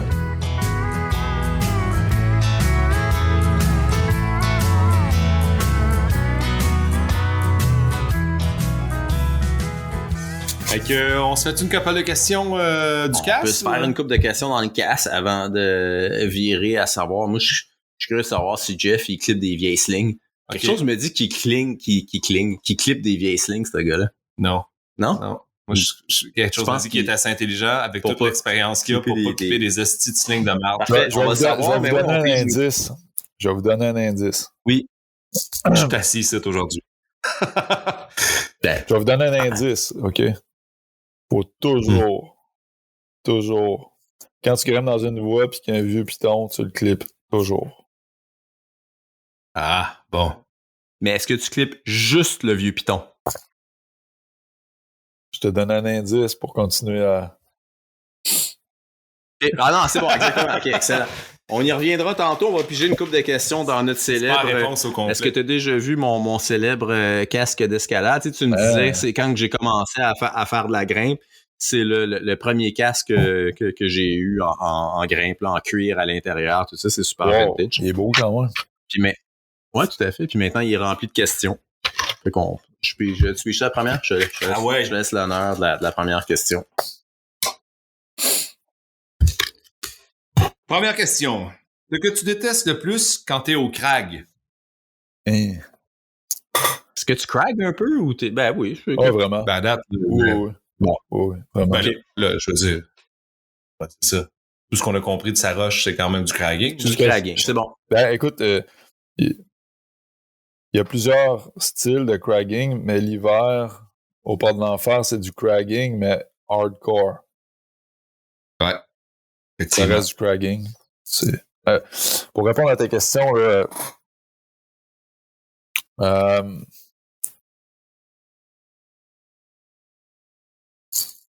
je vais partir d'une réponse vague. Tout ce qui est envahissant. vas-y, Tout ce après, qui est c'est envahissant. Nice, j'aime ça, moi. Ouais. Et? Du monde qui Pourquoi fume. t'aimes ça? Non, ce que tu détestes, ouais. Ouais. Tout ce qui est envahissant. Le monde qui fume. Le monde qui crie. Le monde qui crie. Ouais. Le monde Si je qui suis a pas des ghetto blasters. Tabarnak. Ouais. Hey, OK, tout le monde qui va écouter ça puis qui apporte la musique au crag. Si vous êtes tout seul, c'est correct. Arrêtez d'écouter, s'il vous plaît. Mais sinon, demandez la permission aux gens autour de vous. C'est abominable. Abominable. Eh non, tu demandes pas la permission aux gens autour de vous. Tu fais juste pas ça, écouter ta musique sur un esti de Ghetto Blaster Ouais, là, ou sur un esti speaker Bluetooth. Là. Moi, j'ai tendance à être démocratique, tu sais.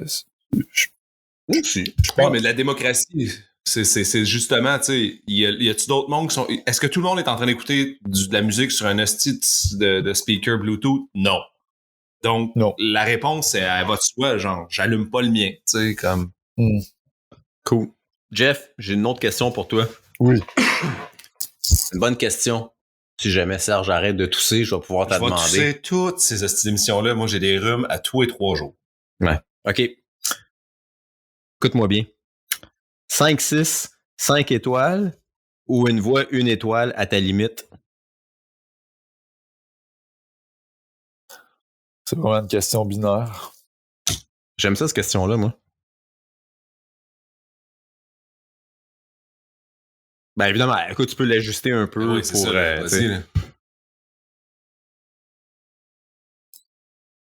Écoute, 5, 6, 5 étoiles. Parfait. Yep. Phew! Parce que là, je pense que j'allais mettre fin. On était pour non. te flusher. Non. Effectivement, c'est une question très binaire, là, tu sais, je veux dire. En fait, Mais- est-ce qu'une 5, 6, 5 étoiles, ça se peut? Ben oui. Ben oui. Mais non.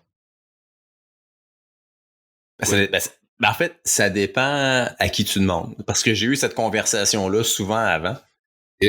Et puis, tu sais, on s'entend que la qualité, tu sais, ce qui fait qu'une voix est 5 étoiles, 3 étoiles, 2 étoiles, c'est excessivement subjectif.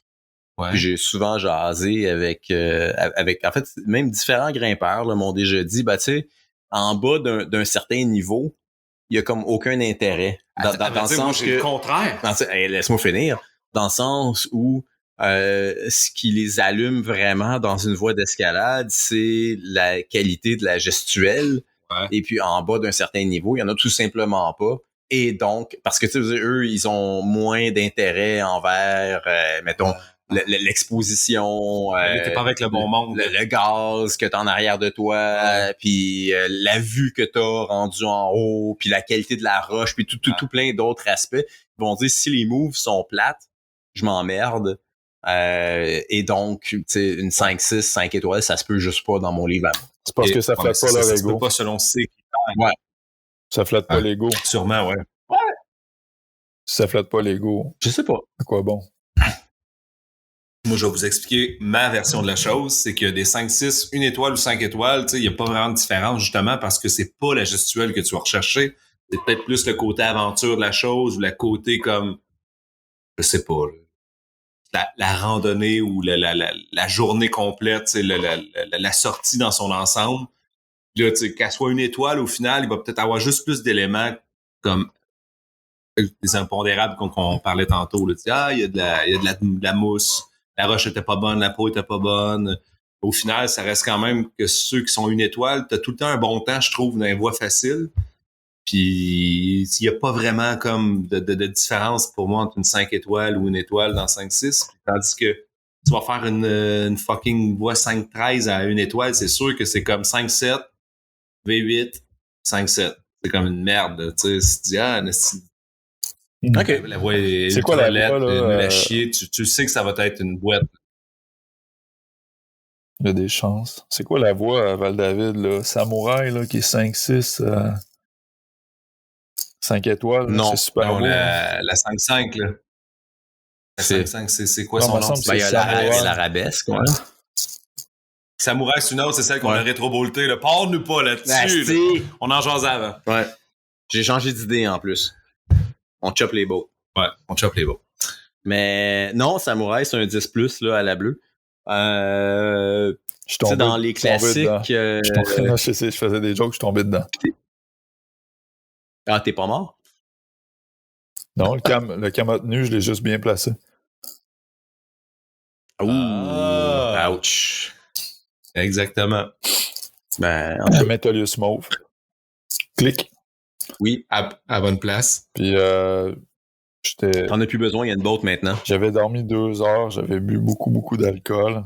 J'ai fait un jeté dynamique sur la prise slope en haut qui était toute mouillée. Ça n'a pas tenu.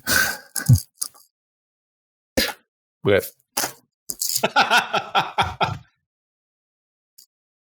Nice. C'est ben Fait que duré. ça, c'est une 5-6, 5 étoiles, selon toi?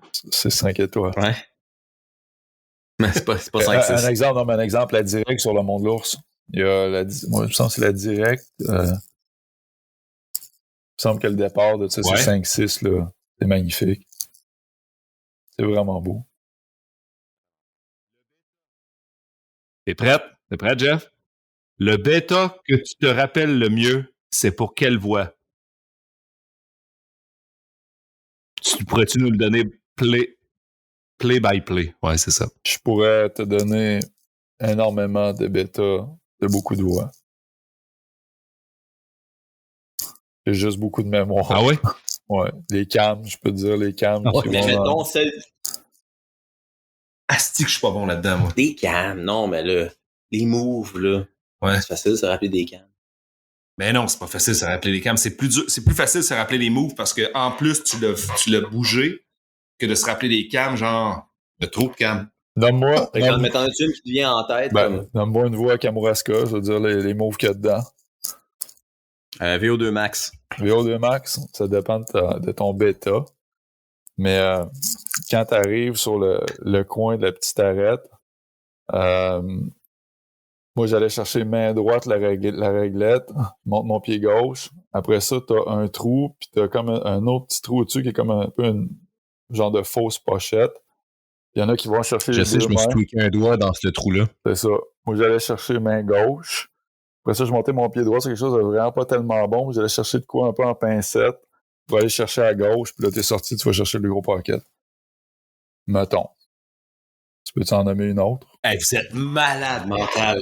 Ok, là, moi, je me souviens de rien de bord. Ben, moi, j'ai eu mal au doigt pendant 2 semaines avec cette Non, mais je pochette-là. veux dire, moi, je me souviens, j'ai pas de bonne mémoire pour les bêtas. Je veux dire, c'est définitif, là. Tu peux pas dire ça de même, le Jeff, ça n'a pas d'allure, esti. Ah ouais, c'est pas mal ça. Elle brûle pour point, là, de même, là, sur une voie par rapport, ok? Nomme-en une autre. Teste ma mémoire. Non, sérieux, j'ai vraiment, vraiment beaucoup de mémoire.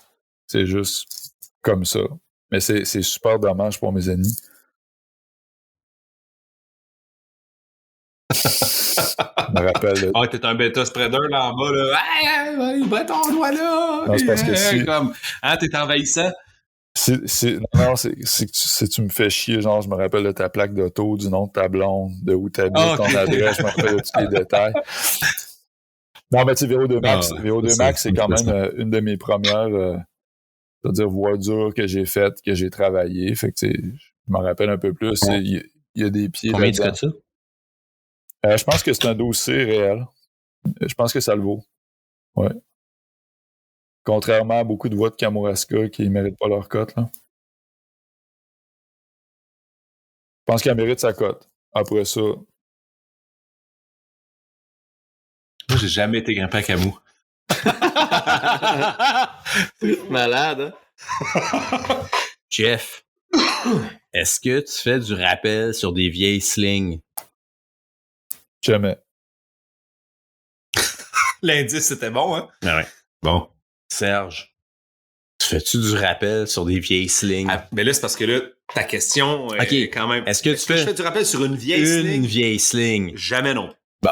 Jamais dans 100 ans. Chris, qui c'est qui fait du rappel sur une vieille sling? Du monde qui sort d'un gym, puis ils voient une sling, puis ils se disent « j'ai clip ». Mais ça, là, c'est un préjugé aussi. Mais, je veux dire, il y a peut-être un... En tout cas, Moi, écoute, je mets le contexte un peu pour qu'on comprenne de quoi on parle, parce que moi, c'est un peu l'affaire qui m'a choqué cette semaine, puis qui m'a frustré.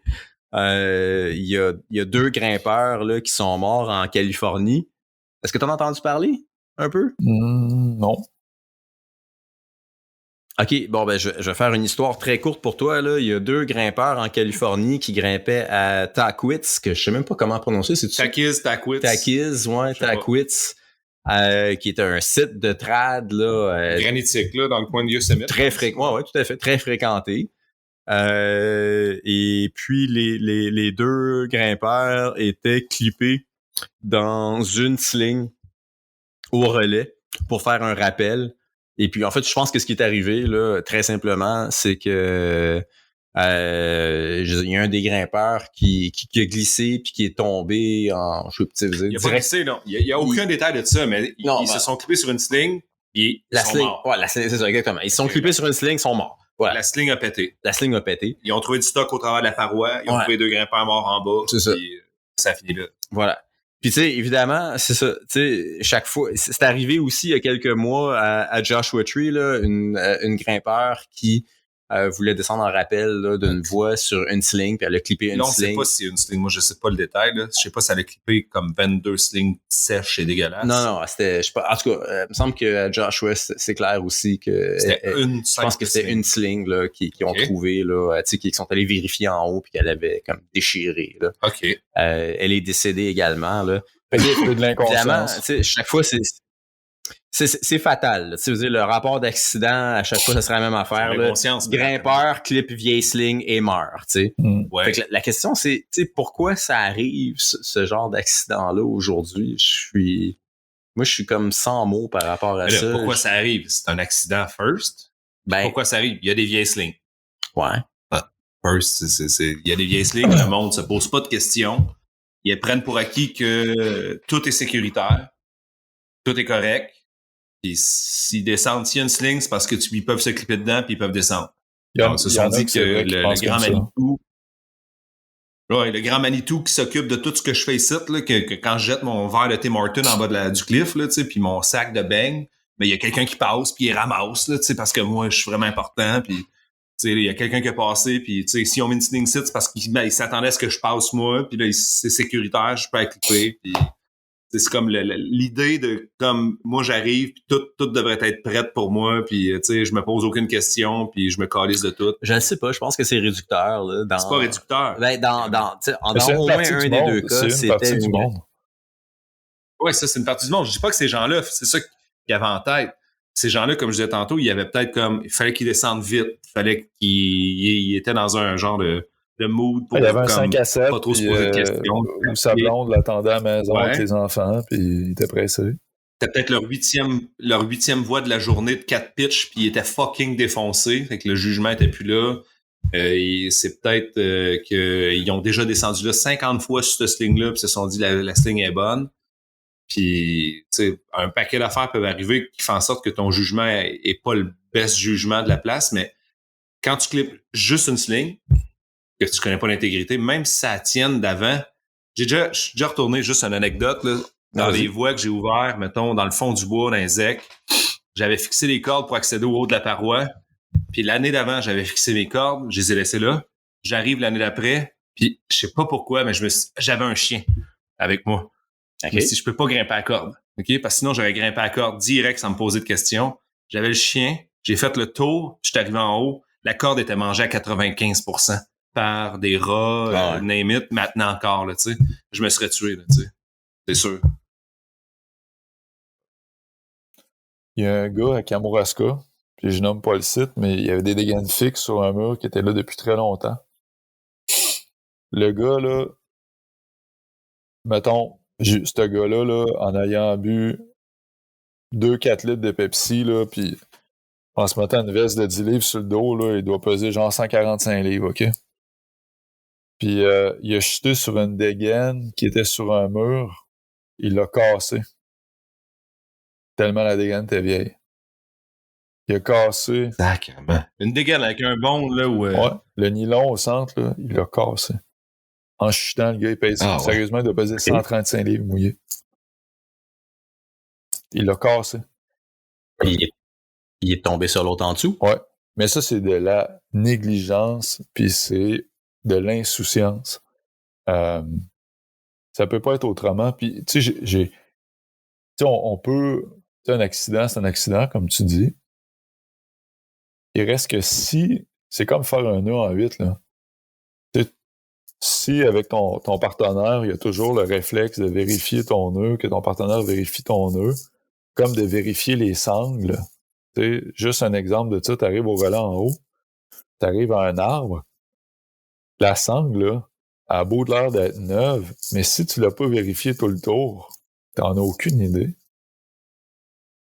C'est comme, faut checker ça, faut vérifier ça. Il me semble qu'il y a des mécanismes, de vérification qu'il faut essayer de jamais négliger. Moi, j'écoute, j'ai plusieurs commentaires par rapport à ça.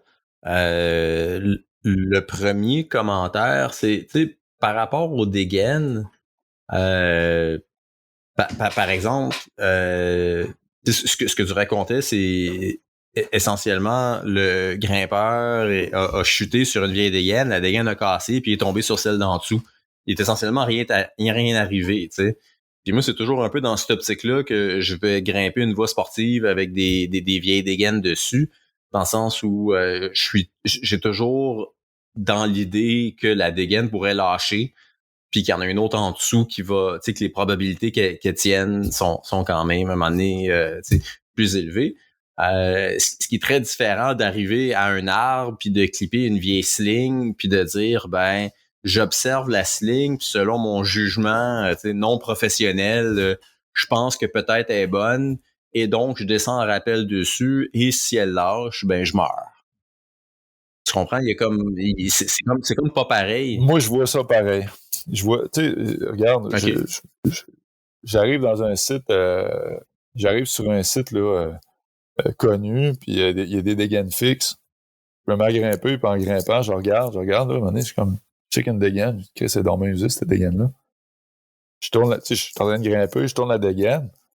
Il y a 50% de la dégaine qui est usée en arrière. Je grimpe en sport, là.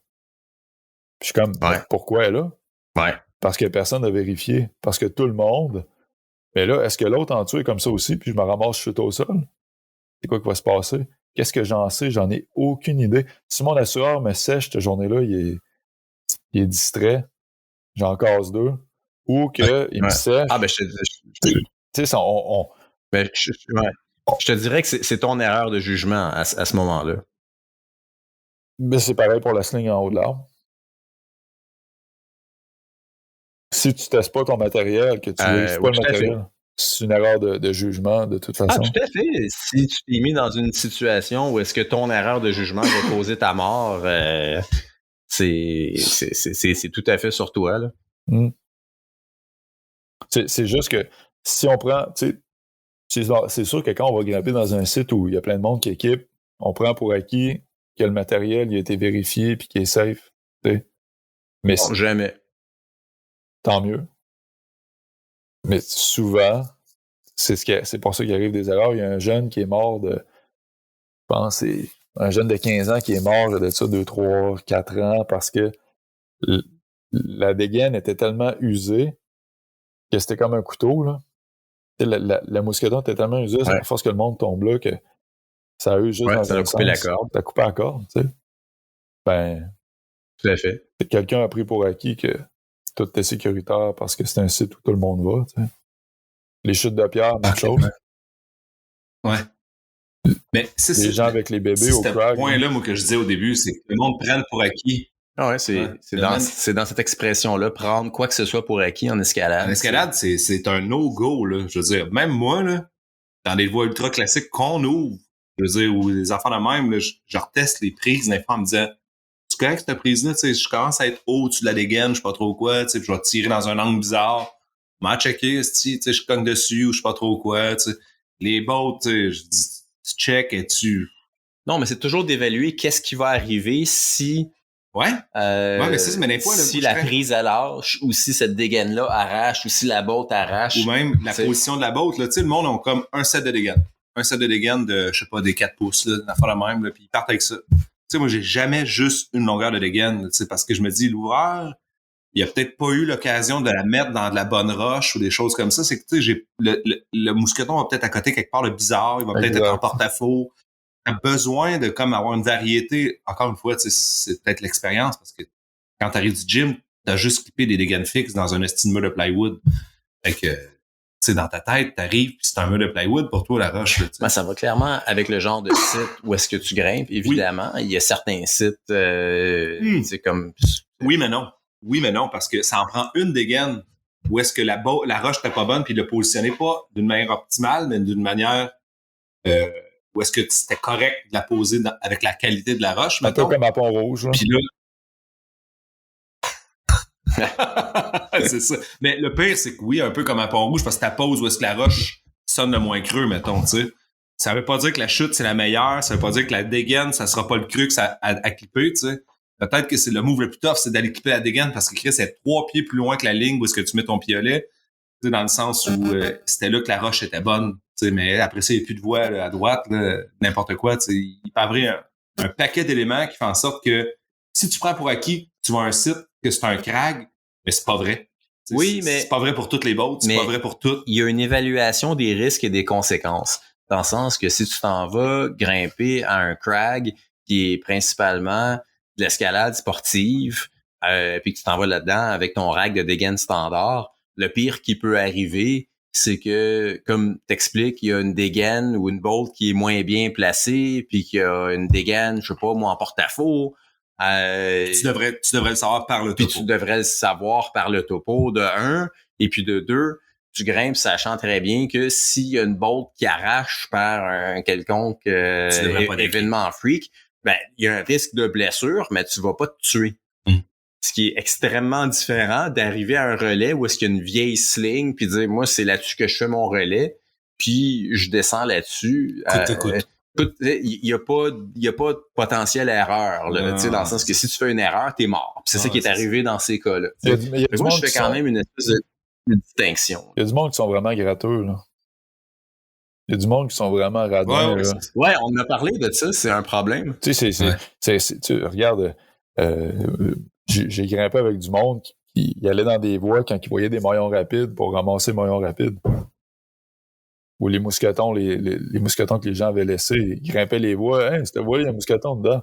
C'est comme, OK, ça peut être le fun parce que t'as passé un endroit où quelqu'un n'a pas réussi à passer, ça flatte l'ego, je comprends.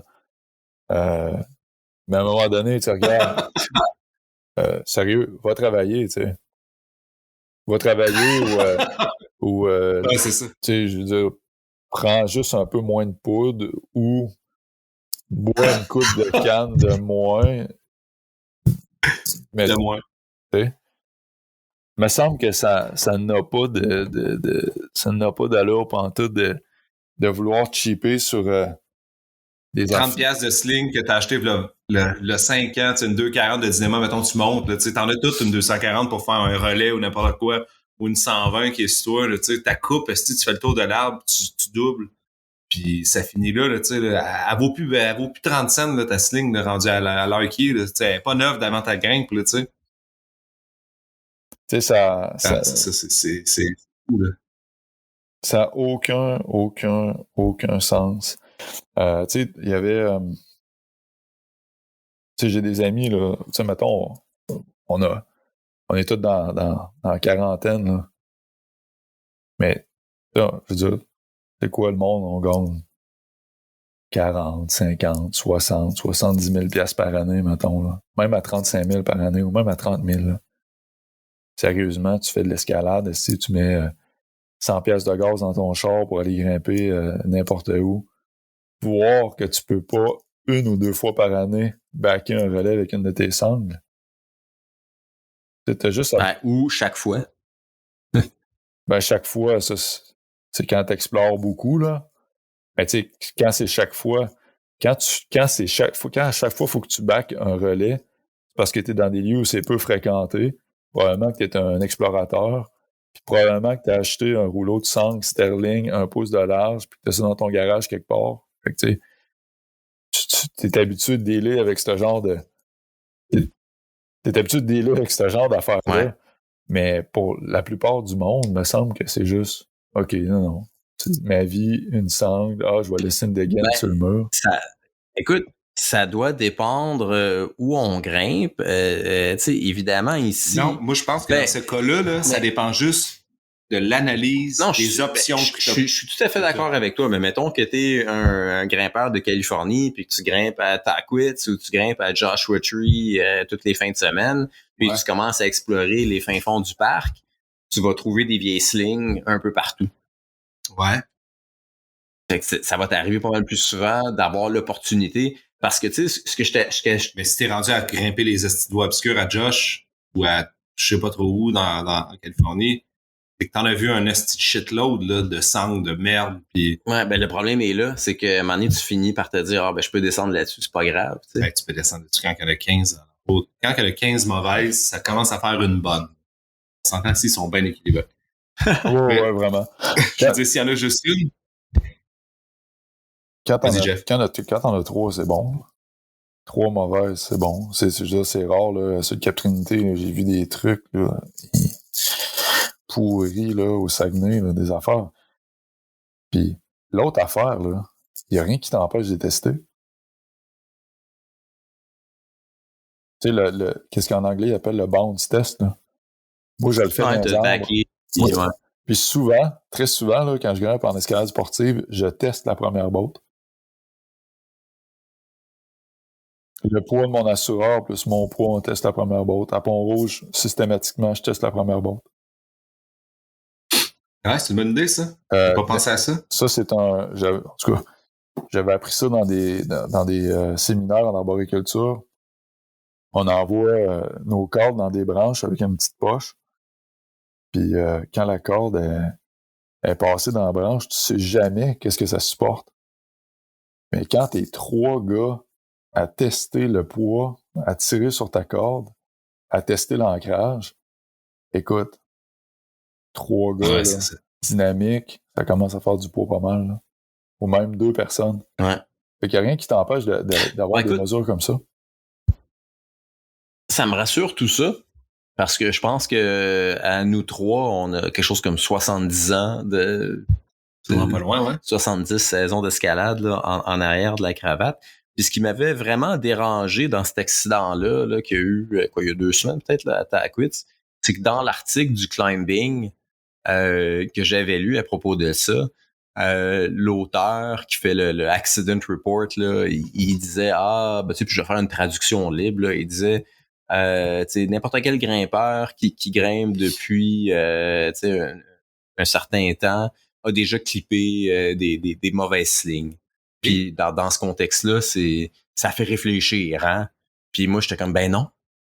Tu sais, j'étais comme, je connais personne là, qui fait des rappels sur des mauvaises slings c'est parce que trouvées. t'as interprété clipper des mauvaises slings avec j'utilise des mauvaises slings en situation de vie ou de mort. Ouais. Tu sais, c'est pas ça. Dans le sens que non, c'est Comme ça. Jeff disait tantôt, Personne fait ça. Il y a un fucking vieux piton qui tourne sur 360 degrés, tu le clips, mais tu le back 2 mètres, pas 2 mètres. Ouais, exactement. Après, mais je veux dire, dans le sens où, tu sais, c'était écrit dans le sens où, tu sais, on est tous déjà descendus sur un vieux sling, là, une fois de temps en temps. Non, là, tu sais. jamais. Puis c'est ça, exactement. C'était ça mon réflexe. C'est comme, ben non, jamais. Je connais personne qui ferait ça. Puis, je veux dire, je trouvais que ça faisait un peu partie du problème. À partir du moment où est-ce que t'acceptes le fait. Ouais, t'acceptes le fait que une fois de temps en temps, c'est pas grave de descendre sur une mauvaise ligne. C'est la roulette russe, tu sais, puis il y a du monde qui crève, là, puis c'est ça. Fait que moi, c'est ça qui m'avait choqué dans l'article. J'étais comme, ben non, asti, ça n'a pas d'allure, là. En montagne, en cas d'urgence, ça se peut que tu n'aies pas le choix, là. Au moins, tu testes, là. Tu testes. Ouais, c'est ça. C'est ton dernier rappel, tu as passé tout ton matos sur le mur. C'était ton dernier rappel, puis c'est la vie et le vieux. Mais je veux dire, en montagne, il y a tellement d'autres manières que tu vas crever, anyway. Le vieux béquet, là, avec la cendre dessus. Ouais. Le fameux vieux béquet. Ouais, c'est ça, tu le testes. Ouais, mais comme tu dis, tu l'as testé, là, tu sais, en montagne, tu es arrivé là avec un bagage d'expérience, puis t'en as vu ton lot, là, tu sais, de shit. Puis le problème, c'est que, mettons, dans cette situation-là, la photo, ça montre une cendre grise finie qui était verte avant, autour d'un hostie de bel arbre, avec une belle grosse crise de branche, à peu près 1 pied plus haut que la souche, là, tu sais, que le bas, là.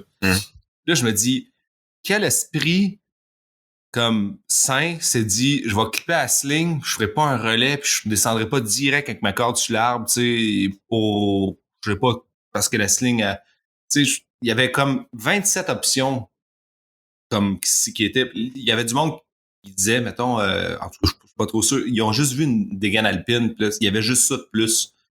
Mais j'ai dit, t'as ta corde, Chris, coupe 2 mètres de corde, ici, puis refais-toi un relais, là, avec, le coupe, 50 mètres de corde, si tu veux, Chris, mais, débrouille-toi avec ce que t'as, là, je veux dire, à un moment donné, là, la corde, elle coûte 300$. Ouais. C'est pas grave. Non. Exact. Un truc que les gens en multilongueur réfléchissent pas souvent, c'est quand t'es rendu, mettons, tu rappelles, quand t'arrives à ta station de rappel, là, t'es attaché sur ton relais en haut, tu sais qui tient. Exact, ouais. Ben, tu te donnes un peu de lousse, là, puis tu testes ton ancrage. Tu testes tes points. Tu sais, je veux dire, tu te mets ta Daisy ou une sangle, puis tu testes tes ancrages attachés encore dans ton relais en haut. T'es complètement sécuritaire quand tu fais ça, là. T'es backé par qu'est-ce qui est en haut. Fait que s'il y a de quoi qui a arraché, qui a brisé, tu l'auras testé déjà. Mais ça, on pense pas à ça. Non. Les Abalakov l'hiver, en rappel en glace, là. Il est-tu safe? Il est-tu bon? Il est-tu safe? Il est-tu pas bon? Mais quand t'es en rappel, t'es encore attaché en haut sur ton autre Abalakov douteux. C'était le temps de le tester. Tu te mets une vis, tu le testes, tu le checkes. Alors, non, mais écoute, Ça, à ma défense, j'ai test en descendant de même. Ah oui? Puis non seulement j'ai test, mais j'ai jamais arrêté à une station de rappel où il y a des Abalakov que moi, j'avais pas fait, que je back pas avec un relais sur vis. Ouais. Ou que je back au moins avec une vis, puis je me dis, lui, c'est le dernier, tu sais, fat guy first. Puis après ça, le dernier qui est le plus léger de la gang, qui a plus d'eau, qui a plus rien, enlève la vis, tu sais, puis c'est comme, c'est sûr et certain, puis il va être testé, je vais être dedans, avec ma vis, puis tout, puis on va avoir bougé dedans, puis tu sais, c'est impératif, là, je fais surtout des estis de cossins, justement, que tu peux pas vérifier en arrière ce qu'il y a, ou tu sais, t'as pas tout le tableau devant toi, là. Tu sais, je laisse pas ça ouais. De toute façon, parce qu'il y a toujours moyen. Ouais. Ouais, j'allais juste dire, de toute façon, les Abalakov, c'est généralement out, là. Maintenant, on peut faire des A-thread ou naked thread. Des Abalakov nus. Tu passes ta corde direct la corde dedans, ouais, c'est ça. Ouais, je t'avouerais que, tu sais, pas avoir à faire les trous, là, quand je redescends, mettons, d'une voie comme la pomme ou des affaires de même, c'est quand même cool qu'il y ait des Abalakov, là, déjà. C'est sûr que c'est plate pour la petite cordelette qui se ramasse en bas, là, mais je veux dire, ça a quand même son attrait, là. Il y a toujours quelqu'un qui va ramasser l'été, de toute façon. Es-tu sérieux? Quelqu'un qui vient ici qui ramasse mon chose de Tim Horton aussi? Non, c'est le même gars qui ramasse les moyens rapides et les mousquetons en haut de tantôt. Lui, il regarde, écoute, non, mais attends, il réutilise après. Ce gars-là, c'est vraiment un dirtbag, puis il passe ses hivers. L'été, il est au Québec, puis l'hiver, il va grimper dans la Joshua Tree, puis il réutilise ses sangles pour mettre ses arbres, puis tout. Nice. C'est clair. C'est bon. Les vieux Abalakov. Après moi. On descend pas. On descend pas sur des vieilles slings. On descend pas sur une vieille sling. Sur une vieille sling. Le mot une est important. Ben, bien sûr. Vieille. Ouais, et vieille. C'est bon. Mais même sur une sling non inspectée, tu fais pas ça. Faut tester. Ouais. Faut tester, faut se backer, puis faut rendre ça sécuritaire. Excellent. Je trouve que c'est. Tu prends rien pour acquis. Ça, c'est sûr que c'est la conclusion de la chose. C'est un bon message pour terminer l'épisode. Ouais. Serge, mot de la fin? Aïe, c'est parti. Vas-y. La glace, c'est quand même agréable. Peu importe ce que tu peux en penser. OK. Tu vas m'inviter cet hiver à venir boire du whisky. Boire du whisky, puis je vais essayer de pas me chier dans la culotte cette fois-là. Ouais, c'est vrai. Ouais. Des bons souvenirs de ça. Jeff, ce fut très plaisant. Merci beaucoup, c'était le fun. On fait ça, là, pour vrai. Ouais,